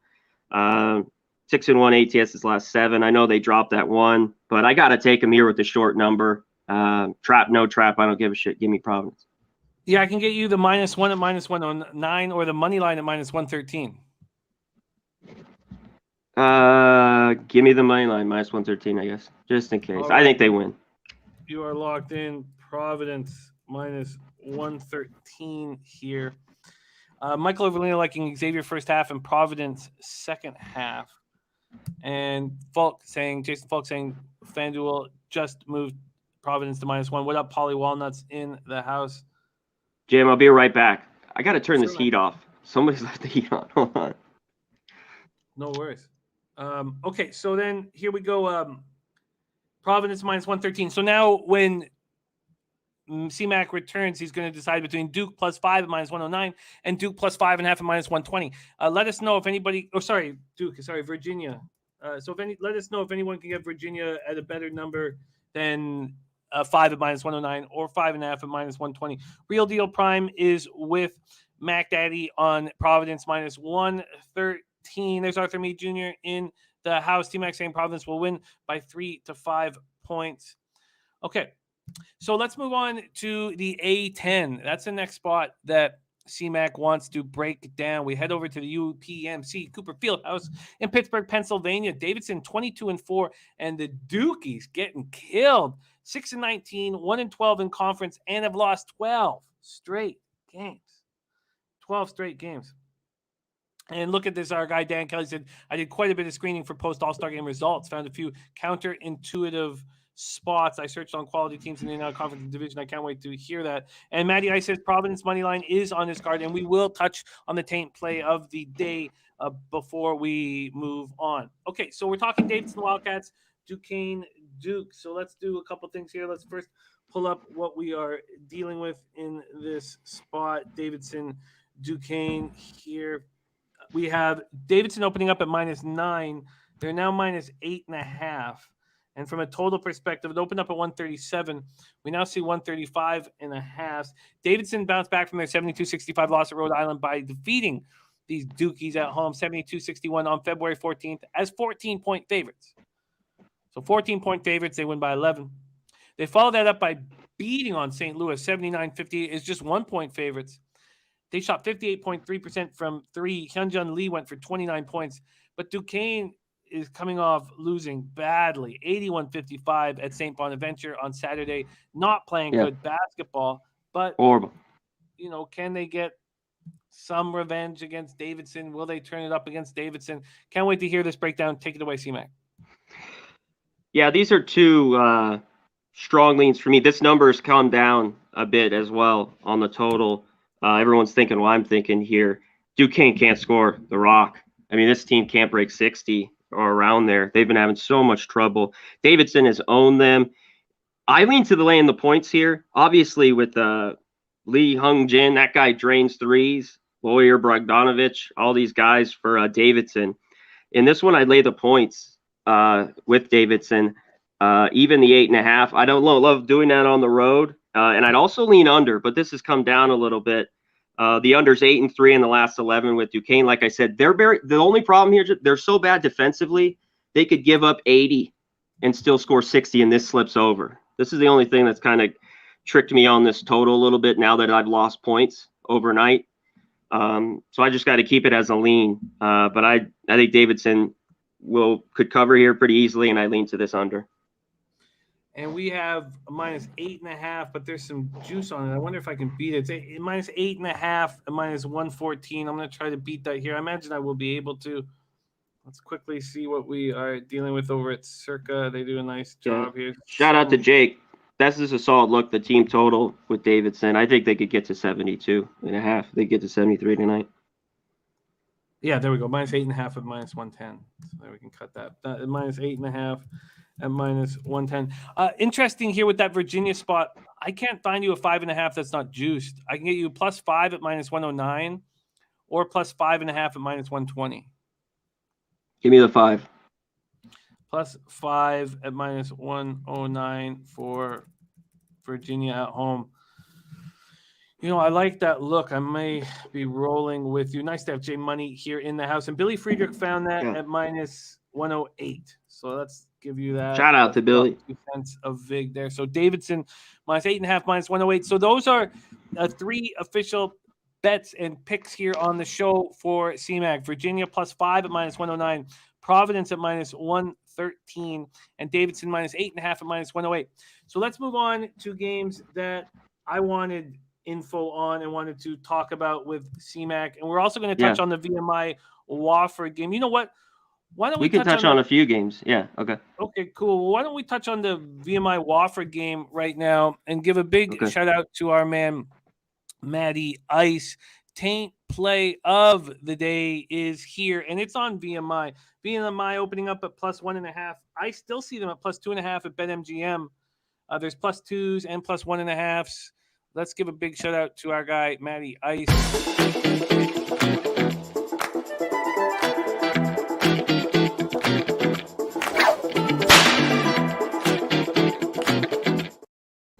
He says, senior leader and best player for VMI, Jake Stevens, playing his last home game for the Cadets. Great spot for VMI, and give me that 2.5. And you were saying, C-Mac, that you agree with them that VMI is the spot here. You have anything to add? No, I love both these teams. I've bet on them a lot this year between Wofford and VMI. Obviously, Wofford a little bit better defensively. That's why this number is a little bit lower on the total. VMI's been an over machine. One thing, if you've bet their overs, they've gotten there for the most part. This total's right around what is it at right now? Do you have?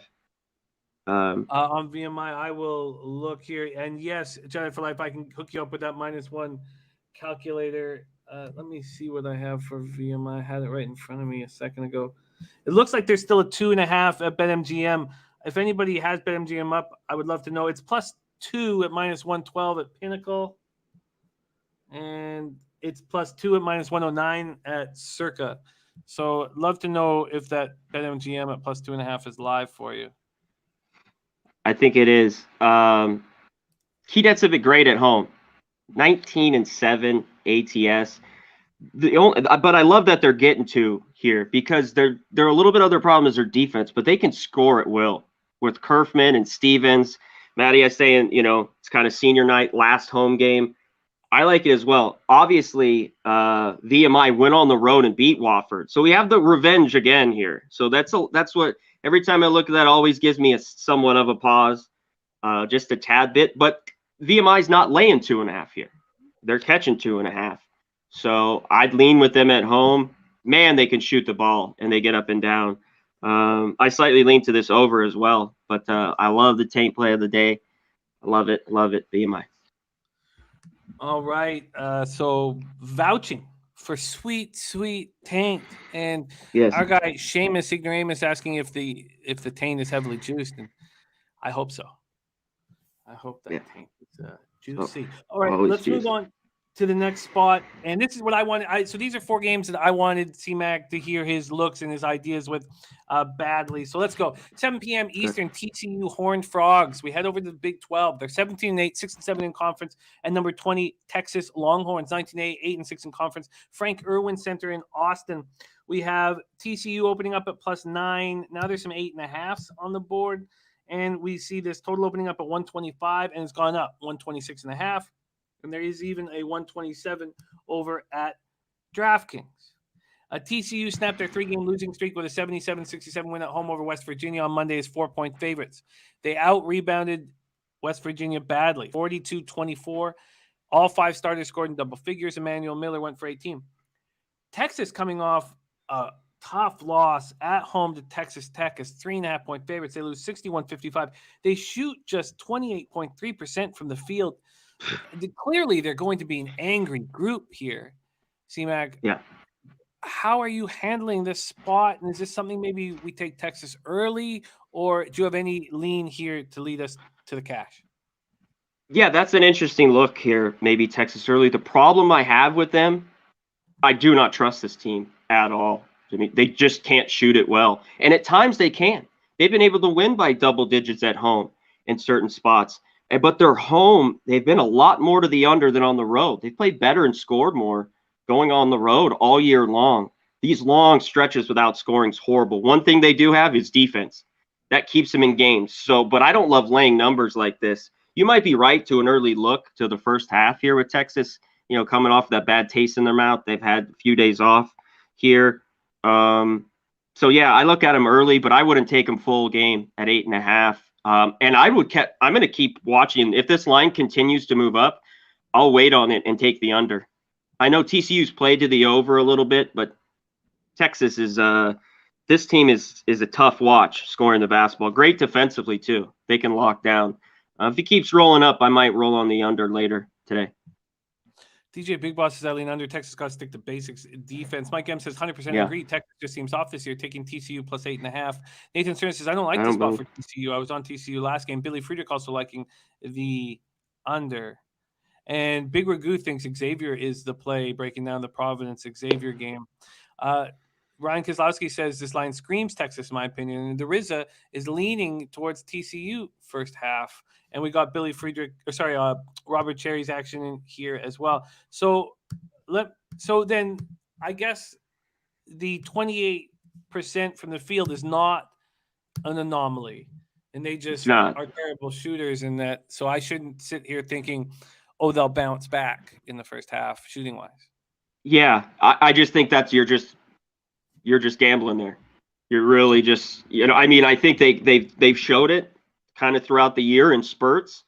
But I don't know. TCU's solid basketball team, not as well on the road. Kind of rivalry here, obviously. Short trip.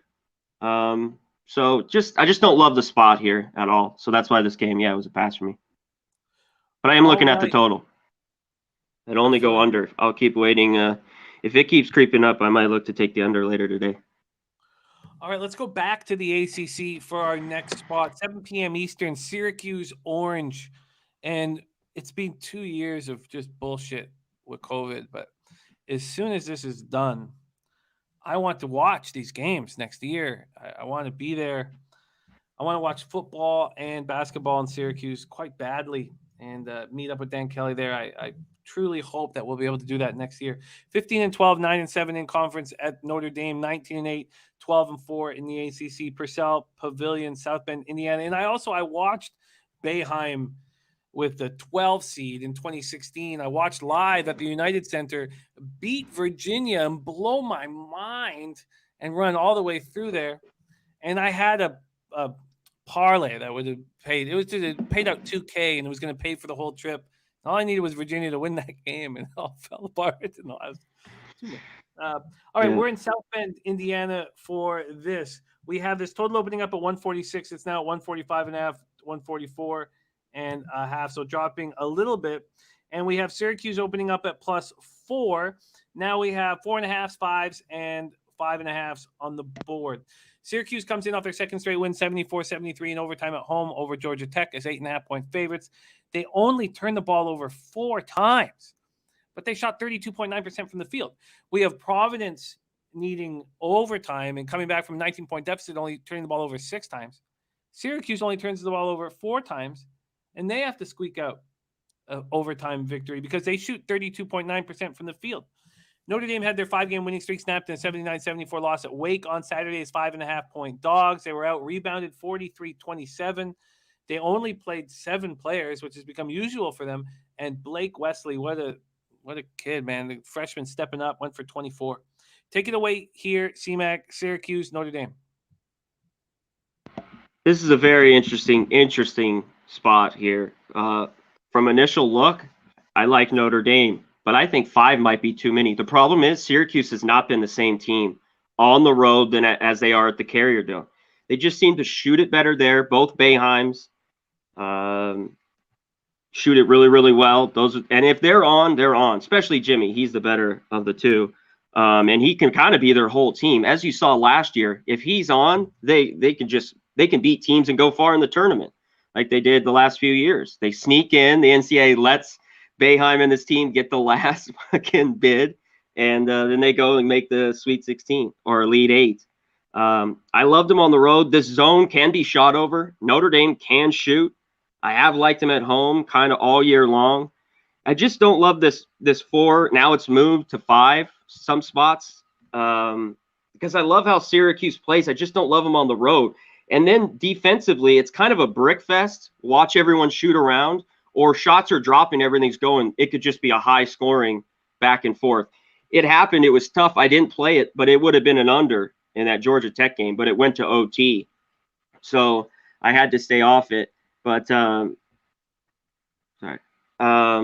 but yeah, I just tough here. If you gave me a free bet, I'd lean Syracuse a little bit. Just their struggles on the road, I just can't get there, so I had to pass here. Dan Kelly says this game is about if Boeheim's boys have gotten good enough and learned their dad's zone defense. So Syracuse is always about how well this team learns the zone as the season goes on. Nathan Stern says bad good spots quote. Being on him this season. Yeah. And they've been great at home.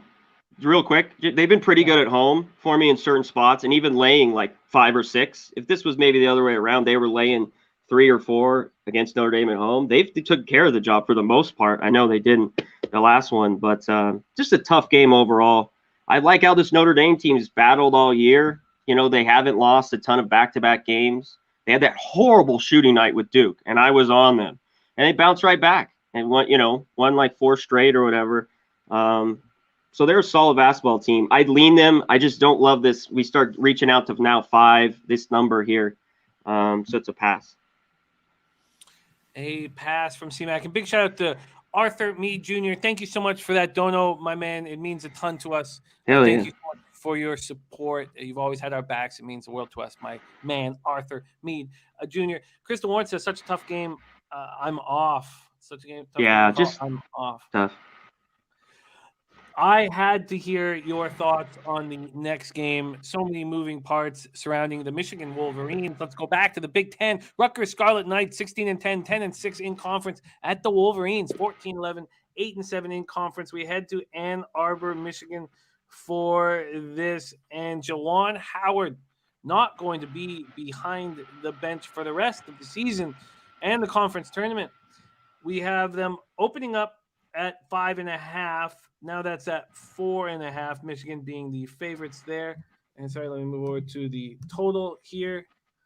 And Here we go. Sorry, taking a second. We have it opening up at 134.5 and is now up to 136. Real Deal Prime says Rutgers, baby. High Wind says, did you talk about UMass Dayton? I did not. We have not talked about UMass Dayton. I apologize. Hi, my man. Rant says Backwood. And Billy Friedrich says Juwan Howard has his mother's hips and mustache. So that's from Billy Friedrich. I'm not a fan. Not a fan of the open hand slap. Well, kind of a slap. Yeah, usually what was that's that? Usually that's like, I love you, man. That's one of those drunken things where you're like, oh, man, you're a good kid, usually. But not in this situation. Rutgers had their 4-game winning streak. And it was not just a 4-game winning streak. Against all top 25 teams. Snapped an 84-72 loss at Purdue on Sunday. It's 12.5-point dogs at some books, so they still covered depending on where you got the line. They had upset then number 1 Purdue in the famous Harper 3 from half court. Michigan comes off their second loss in 3 games, and how are they going to respond from the slap on Joe Krabenhoff? And lucky for Joe, we'll now know his name for the rest of his life. Oh, Joey Krabenhoff taking it right in the jaw. Take it away here, CMAC, Rutgers, Michigan. Yeah, where's what is he suspended? I mean, he's the guy who ran in the assistant with that dude and fucking, I don't. There should have been more suspensions. Obviously, Howard was going to get his for the rest of the year, but yeah, interesting. You know what I talked about yesterday? We were touched on it, Max and I. Is there just should no more handshake bullshit. I just once the college level, I don't think you need to line up in a line like frickin' Little League and go, good game, come on. Let's maybe the coaches just take a handshake real quick and go their separate ways. But this bullshit with the, getting in a line and doing that, I don't know. Let's get to the game. I don't love this one. Ryan in the chat goes, these games are tough to call. I agree. I don't know what Michigan team we're going to get. You got to think they got to be a little pumped. I mean, Howard's not there, but to play here at home, Rutgers has been better on the road lately, Jimmy, because all I love is taking this team at home at the rack. They beat Wisconsin on the road. They snuck in and covered against Purdue. Most people had the 12.5 or 13 over the weekend. Rutgers already beat them, but that was at the rack 75-67. And it all depends on the road. Ron Harper Jr. and everybody else and their cast, if they're going to shoot the ball well. If they shoot the ball well, their defense has played better. One thing when they go on the road as well, more to the over.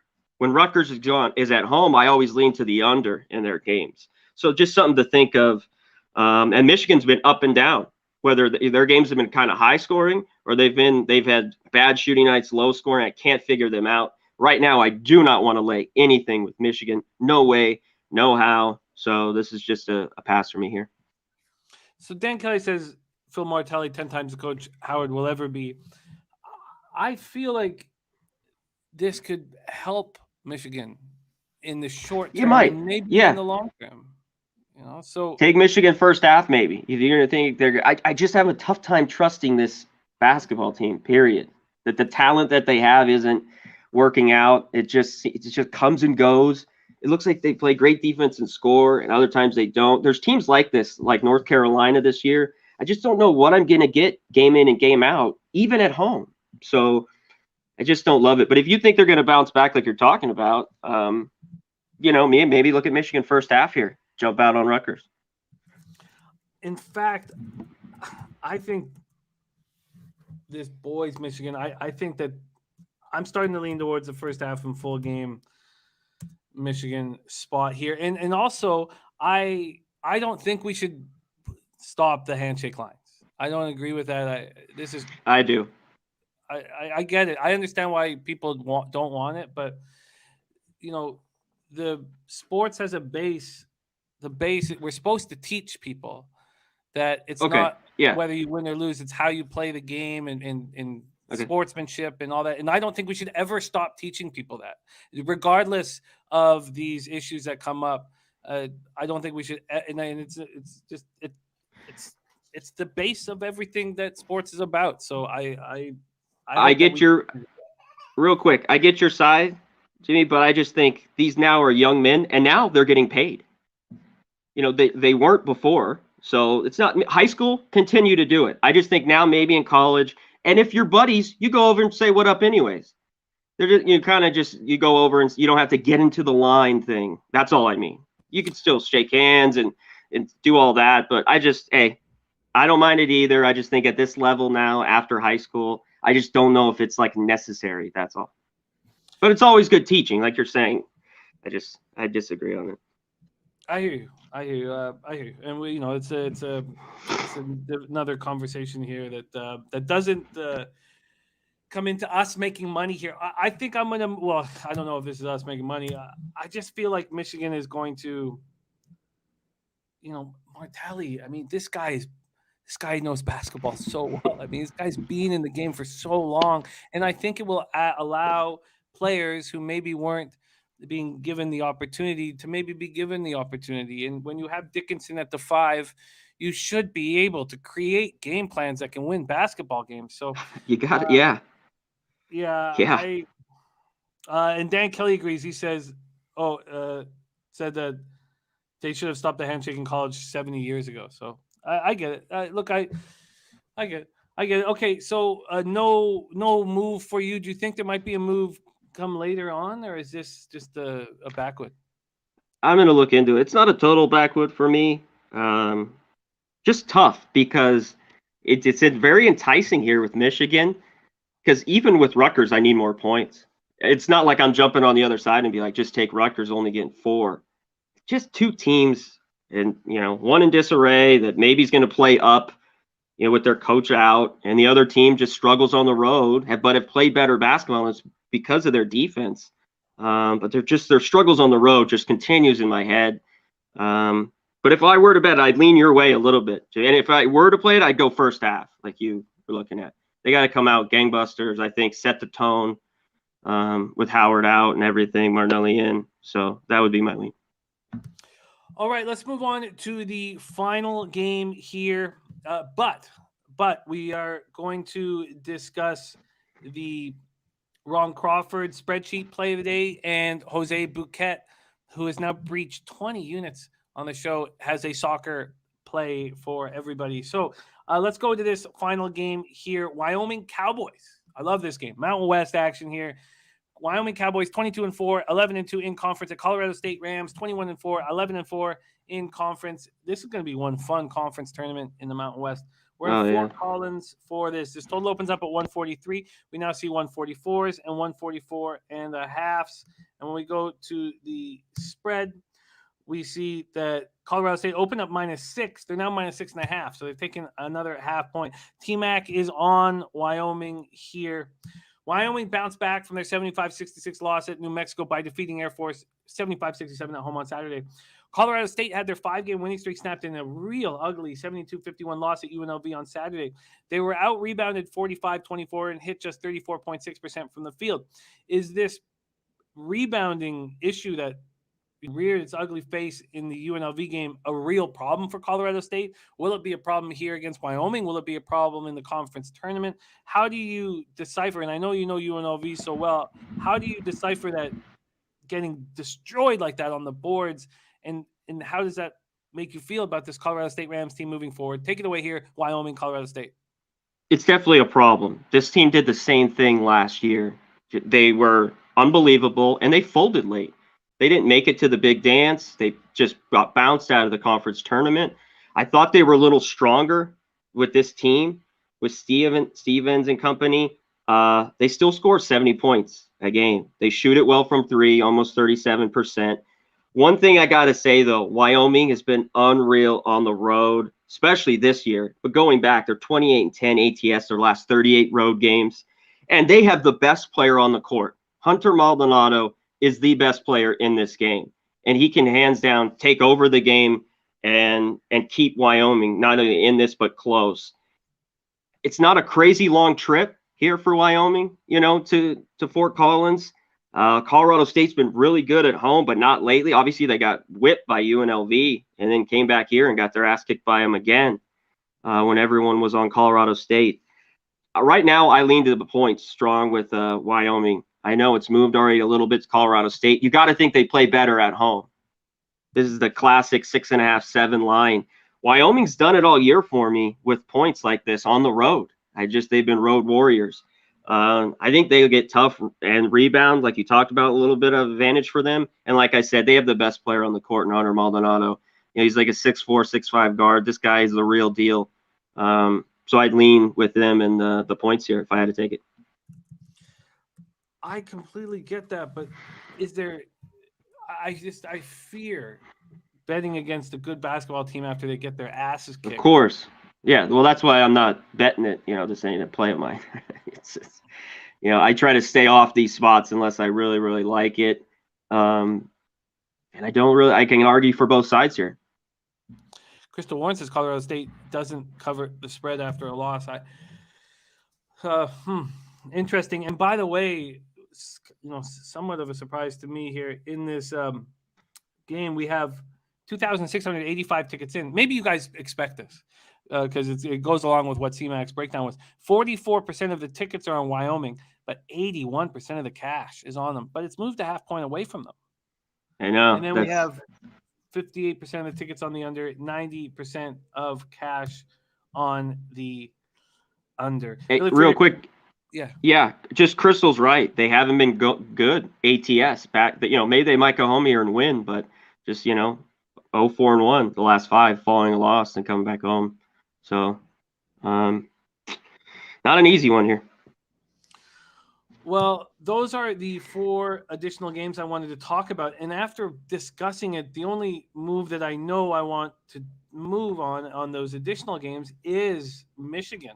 I've decided to move on Michigan. I think that Martinelli is going to be good for them. All right, let's move on to the spreadsheet play of the day for NCAA basketball, and that is Mississippi State.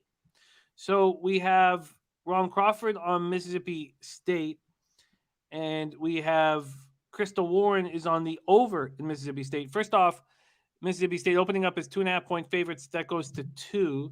And then from a total look, it opens at 139. We see mostly 139s, and there's a 139.5 on the board. So no big movement there. So when we go over to the cash, there's 3,631 tickets in. 46% of the tickets are on the Gamecocks, but 83% of the cash. So big bets coming in. And then from the total, all we know is that 94% of the cash is on the over. I guess they're having an issue with the ticket count at this spot. What do you think of Mississippi State being backed by Ron Crawford here? And do you have a look on it? What's the line you have on it and the total? I have here, the Action Network is saying that it's the total's at 139 or 139.5, and that the spread is at 2. A couple books hanging at 2.5 for Mississippi State as road favorites. Yeah, I just don't love this spot at all. I lean Mississippi State. Just not one of my favorite looks. They've been good all year. I just have a tough time all the time with teams like them laying points on the road. You know, whether it's even 2.5. But I'd lean with them. You could either drop it down the money line. I'm not big on doing that really much. You know, getting into the 130s, that just kills my ROI as I start doing it. But I'd lean Mississippi State there a little bit. I would love to go. I'll go into that deeper later today in that game. On the late show? Okay, that sounds great. Yeah. And Billy Friedrich says, I'm with Ron, sold points to -3 for Mississippi State at +110. Jake Fagan says, I already bet fading Mississippi at +2.5. Jay Money cheering on his Gamecocks. And a big smooth. Respect it. Thank you. Thank you, my man. And then Billy Friedrich giving us points out. So Wyoming 9-5 against the spread on the road this year. Colorado State 5-7 against the spread at home this season. Wow. But just after that terrible loss, I can't. I'd be curious to see what kind of market moves on that spot. Okay, let's review official action for our man CMAC. And again, you can catch him and Maxwell Smart on the NCAA Net Profits show at 5 p.m. Eastern, Monday through Friday. All right, let's go. So official, we have CMAC on Virginia +5 at -109, Providence -113, and Davidson -8.5 at -108.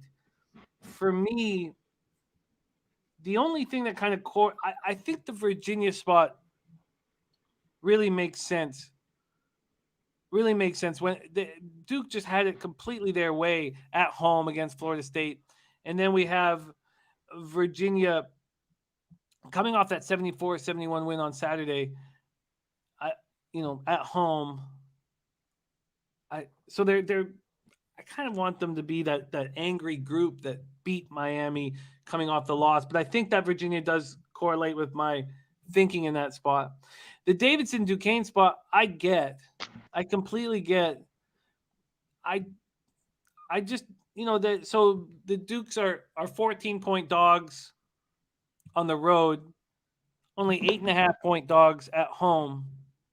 Does that make sense? Or is that? Of course, it does make sense to you. That's why you moved on Davidson at -8.5. Well, I like the under in the game for the most part. And official, can we go over another game? Yes, not that I like that. You've already kept it down. I'll take it. I'm going to lay with Davidson. But yeah, they snuck in the back door. The last game they were up big and they laid some junk points and let them in. But there's unders I like. I was just going to go do it in later this afternoon. This Georgia Tech, Virginia Tech, I love this under, especially if you can get a 133. Georgia Tech's been an under machine, but so is Virginia Tech. The only problem is Georgia Tech's played like 6 basketball games in like the last 9 days or some bullshit like that. And that means they could be tired. But I don't like either of these shooting the ball. Virginia Tech's a little bit better. But I thought if I got in this range about 133, there's a few other unders I like that I'll talk later today on the show. But I thought this was a pretty solid under. I saw Crystal Warren mention the Cincinnati. That's one I'm looking at as well. But I like this Georgia Tech, Virginia Tech. If you can give me a 133, if you can find one, or 132.5, I'll take the under there. All right. Pinnacle's moved it to 132. Let me see if I can get one at Circa. Can anyone else find a 132.5 or a 133 in this? Oh, wow. Circa's moved down to 131.5. Yeah, some books have. That's okay. Maybe I should probably pull up FanDuel. I will look for that here. Let me just put it here. Georgia Tech, Virginia Tech under, if I can find a 132.5 or higher. And is there anything else that you wanted to make official before we put a bow on this bad boy? No, but I wanted to add that under. Okay. I liked it a lot. And obviously, I played it and I lean it. I just lose the value a little bit. I could only play that over, like we talked about, Creighton St. John's. I mean, I'm always leery, but if you looked up those teams, they've just played up and down with each other and got over this number every single time. And I really loved it last night at 147 when it opened. And I thought it'd move to about the 150 mark and then probably bounce or would go up a little, then stay. So that's why I text you that last night. But that's the only way I could look in that one. I feel you. Great job here. And yeah, FanDuel 131.5 too. So if I can't find a 130, Billy Frieda can only find 132s. So if I can't find a 132.5 or 133, is it a stay off? Yeah, hold on. I think we could find one. Let's see what Action says. Maybe Action has one of these legal American books here. Let me just move over quickly. Georgia Tech, Virginia Tech. We want to lock in the last game on CMAX card 4 here. But again, he's got the 5 p.m. show that's going to be popping off here in a few short hours. Georgia Tech, Virginia, show me your face. There we go. 132.5 points bet. BetMGM. There's a bunch out here. I see a few of them. Yeah. Okay, under 132.5 at -110. Yeah, South Point, Westgate. I'm pulling up the Vegas ones. Okay. The Circa just dropped? Yeah, the 131.5. Wow, I had 133.5. I just pulled it up. Oh, yeah, and Cashman's seen that too. So, anyways, if anybody wants to move on that under, I imagine that it's going to follow Pinnacle and Circa and go down. So another locked-in spot for CMAC. CMAC, thank you for rolling with us. Can't wait to cap with you again tomorrow. Thank you for sharing your hard work with us. Have a great late show, my man. And just thanks, my guy. Any last words for the Capper Sport in the show? No, shout out to the chat. Is there anything else you want to go over real quick, or is anyone a question on anything? Or we'll all do it later today. Yeah, we're in business. I wanted to hear your thoughts on those 4 games that I added. So we're in business. I'm going to move on Michigan for sure and look forward to. I like it. I think I go early, but I'll definitely have first half on my card. I'll definitely. Okay.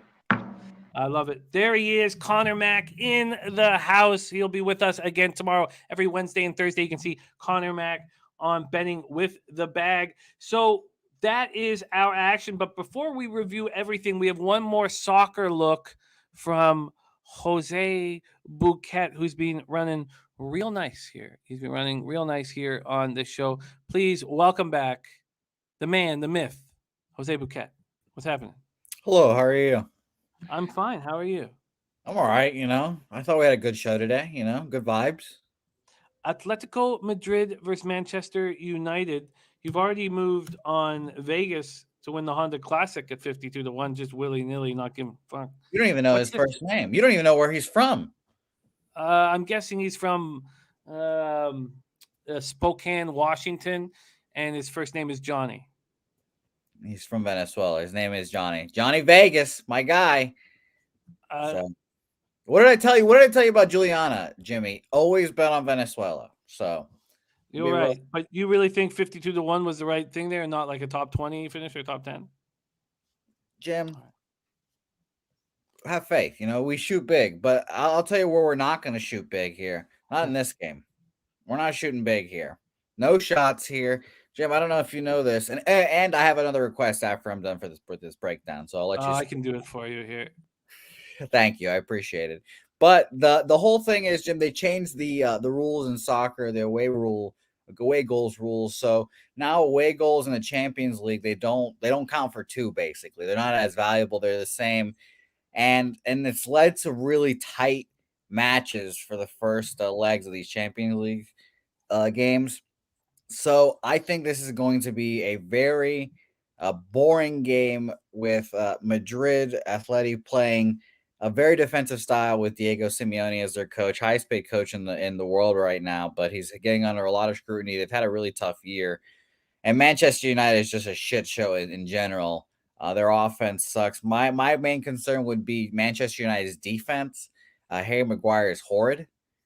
Terrible. I think he's terrible. But I'm going to take the total goals in this game under 2. There's if you go on Bovada, you'll see the under 2.5 at minus 125. I'm not taking that. If you scroll down a little bit, it'll be total goals under 2. It'll be plus 113. Give myself a little backdoor for the push. But I'd be surprised if both these teams end up scoring, honestly. And if I was on our no clean sheet show on Friday, I'd get a red card for saying that. So definitely a tight match tonight. There you go, Jedi for life. That's the -1 calculator if anybody else wants it. Crystal Warren says Jose's hair starting to get big enough to trust his bets again. She only tails you when your hair is, like a, sort of. I'm editing myself to not say something horrifying. What was Pete's word for it again? Pompadour. Pompadour. I was thinking charcuterie for some reason, but yeah, that's not it. That's not even close. Manchester United, Atletico Madrid under 2 at plus 113 for Jose. Crystal Warren calls it troll dollish. I have been called a troll doll before. That is factual.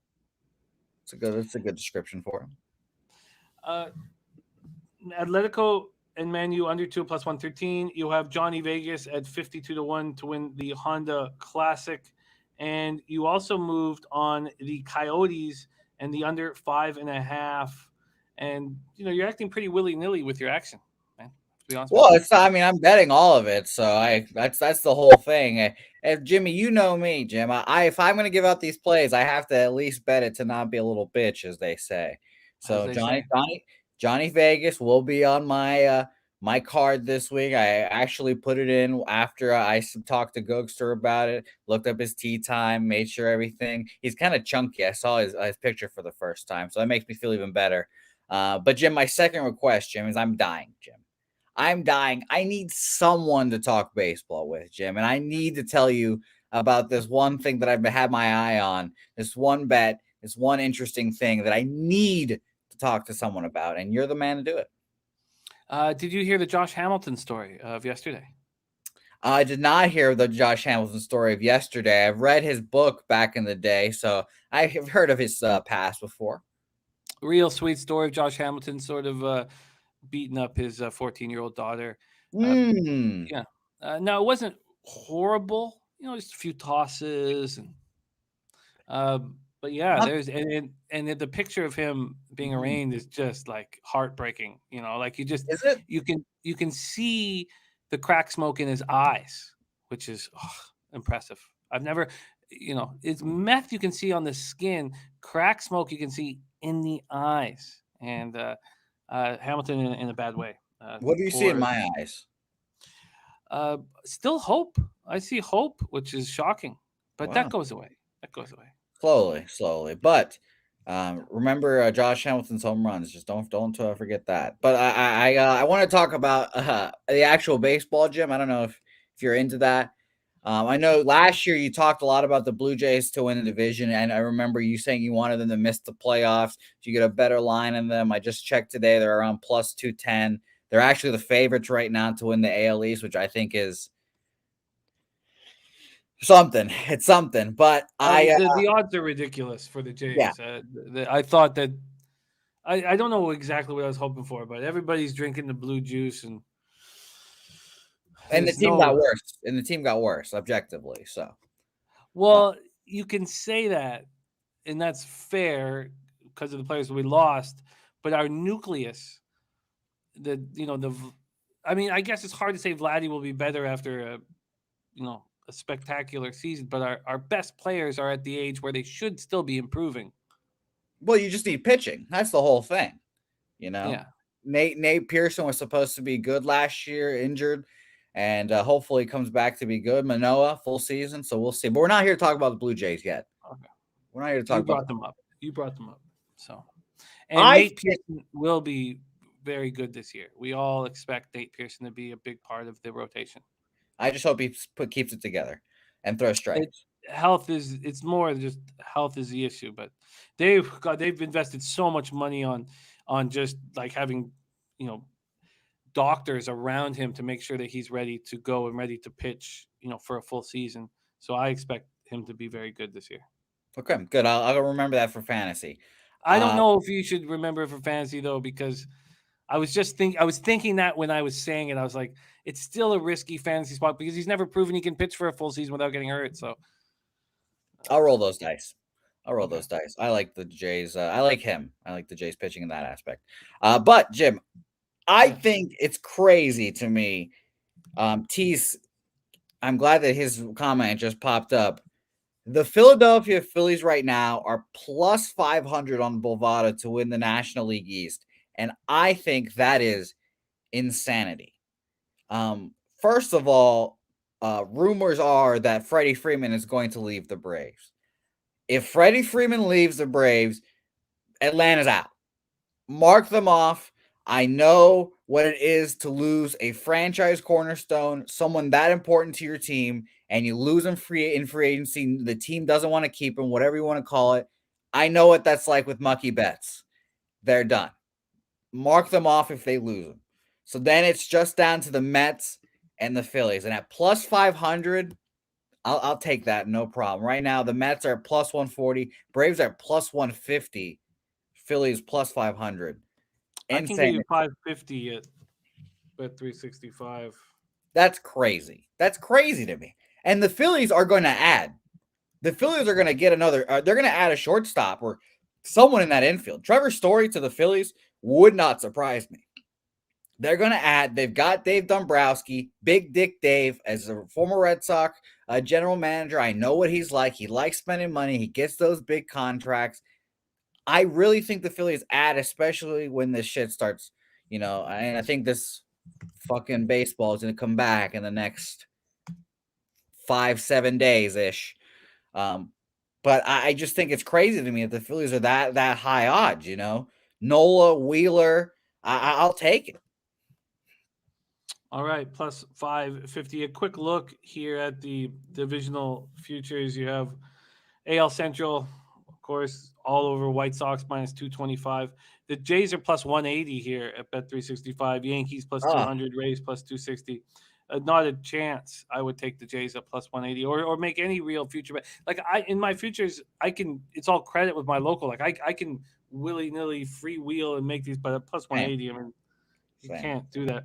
Astros minus 145, Angels at plus 300, Mariners at plus 550, Brewers at minus 130, Cardinals at plus 160, Reds at plus 750, and the Dodgers minus 135, Padres plus 175.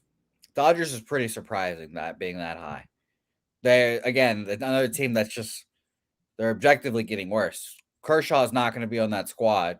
I'll tell you right now. There's your some breaking news. Hold on. Let me do it.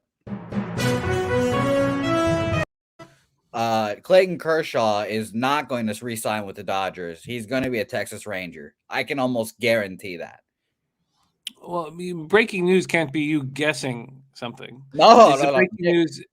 It's the breaking news that he's not going to re-sign with the Dodgers. I'll take my shot. Whatever. He's going to sign with the Rangers. He's going to come back to Texas. He's going to be a Ranger.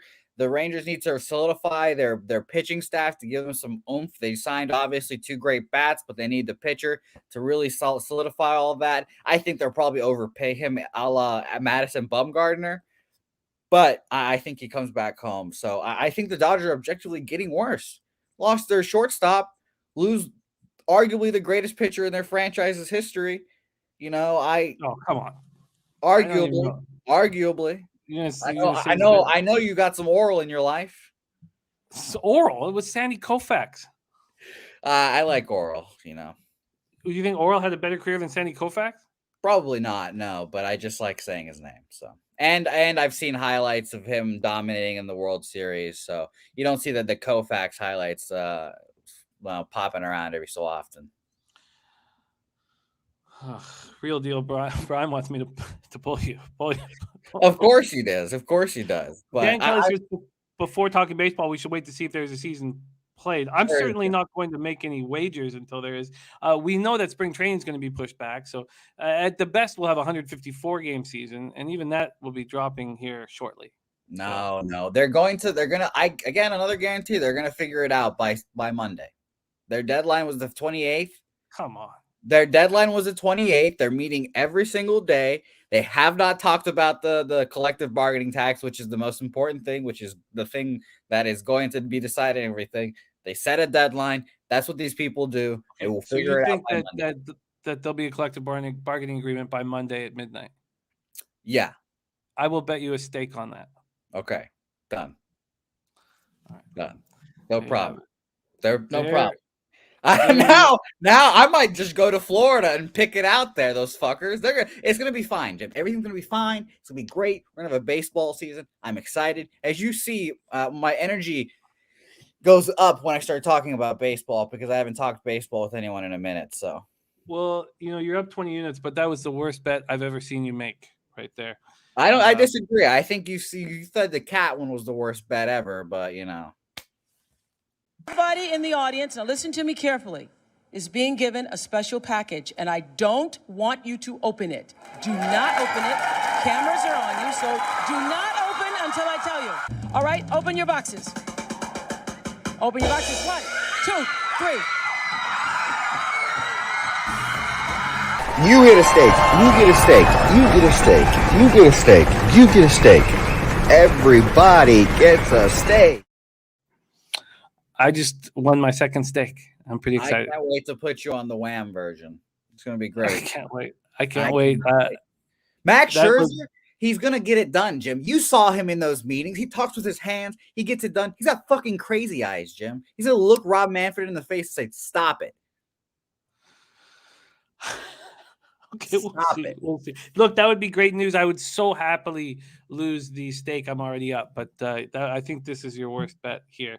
That is your show. Jose, stay up with me for the rest of it. So we have the first official pick from the MLB season from Jose. Yeah, I guess, how are the steaks at Southtown? I was thinking we'd go to a real nice steak restaurant, but should we just have them at Southtown? No, because if we have them at Southtown, I bet you. Look, Jeff Slaughter's like the best guy you can imagine. I bet Slaughter will just cover it. We needed to come out of Jose's My wallet. pocket. Yeah. Of course. So I don't know. It's okay. We'll figure it out. But I'm pretty confident. Maybe we'll be even stakes, and slowly I'll be chiseling away this mountain-sized debt, mountain of stakes. I doubt it. Philadelphia plus 550 to win the NL East. And Atletico Madrid, Man U under 2 at plus 113. And Johnny Vegas plus 5,200 to win the Honda Classic. That makes my Coyote pick, by the way, look tame. I picked the Coyotes, which you guys were shocked as a big dog, and now Johnny Vegas has just shrink that. Well, I think what's happening is you're getting too excited about your average line. Is what I think. I do. Because it happened to me when my first year capping NHL in front of everybody with Loshak doing my records. My average line was just so much fun to see it because I'd be hitting at 43%, and I got up 43 units on that first year, and I was hitting at between 43 and 47% that whole season. So I think it's happening to you. It happened to me. I think it's happening. By the way, Dan Kelly has a good point. He just said we have a conundrum. My stakes to units. Should we just start instead of showing my units to humble me? Should I just show the stakes owned and just stake count? What do you stake? We got it minus how many stakes? That's a great idea. Can we have that ready for humble? Yeah. Here's the thing. Now we have to calculate how many stakes I owe. Which I think we've got everything. We got everything. There's a couple people that you owe stakes to that aren't on that video though. Yes, there is. Shout out to my man that bet San Diego State. I've already forgotten your name, unfortunately, because I was so freezing that night that I watched UTSA get their ass whipped. But yeah. No, I like all this. Dennis Garcia says you should go back to it, Jimmy. I've thought about that too, but I don't think the reason why I'm struggling is because I'm not only betting puck lines. I don't think so. I think it's much deeper than that. But I've thought about that as well. Turnsy says you owe him one. So we got to remember all these stakes that are out there. Yeah. Hey, if I owe you a stake, let me know. So Taint play of the day was VMI plus 2.5. We have looks for tomorrow, by the way. Dan Kelly says Cats first quarter. He says get on it as soon as possible. And Nick Schnizzle is also leaning towards that. So there we go. Then I'm going to move on Michigan here. First half and full game. And I'm not sure exactly what other spots I'm going to add. I'm going to go over everything, at the end of the show, and I'll tweet everything out because I haven't made a bet yet on today's card. So, Virginia Tech, Georgia Tech under 132.5 for CMAC. Davidson minus 8.5. Providence minus 113, and Virginia plus 5. Of those bets that he's on, the Virginia bet and the under are the Georgia Tech, Virginia Tech under are the most appealing. But I'm going to have to go over some more numbers before I do that. Lamont Williams is max betting VCU. Michigan Mel also with Virginia. Crystal Warren is on the over in the Mississippi State game. And my guy Robert Cherry Ayash Allah is on Creighton moneyline plus 145 and Montreal moneyline. And there we go. Spreadsheet play today, Mississippi State. And Deacon is on Missouri State. Team total over 72.5 in tonight's game versus Bradley. So Missouri State got destroyed by 20 by Northern Iowa in this past Sunday game. Low shooting percentage and still scored 75. Home game versus Bradley and senior night I'm in. That is a great breakdown by Deacon. I'm going to take a closer look at that spot and maybe tailing Deacon. So Jose moved on the Coyotes plus 175 and the under 5.5 at plus 110. The Mike M puck bunny play of the day is the Kings on the puck line.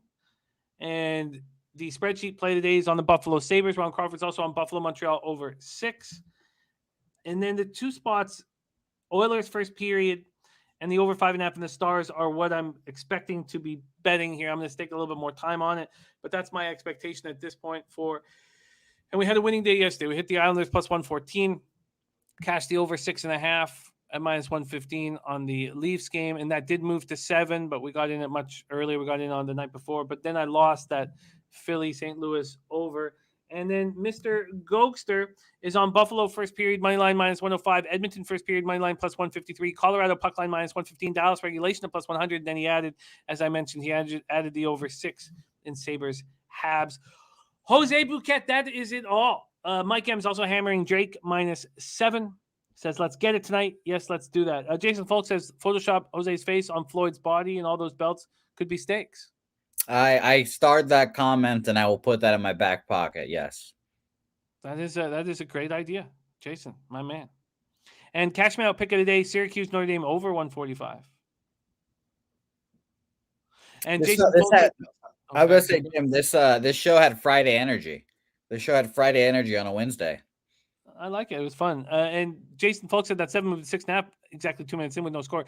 And more than that, Jay, because that was 1-0 after the first. It was 1-1, like halfway through the game. So I was really, really nervous.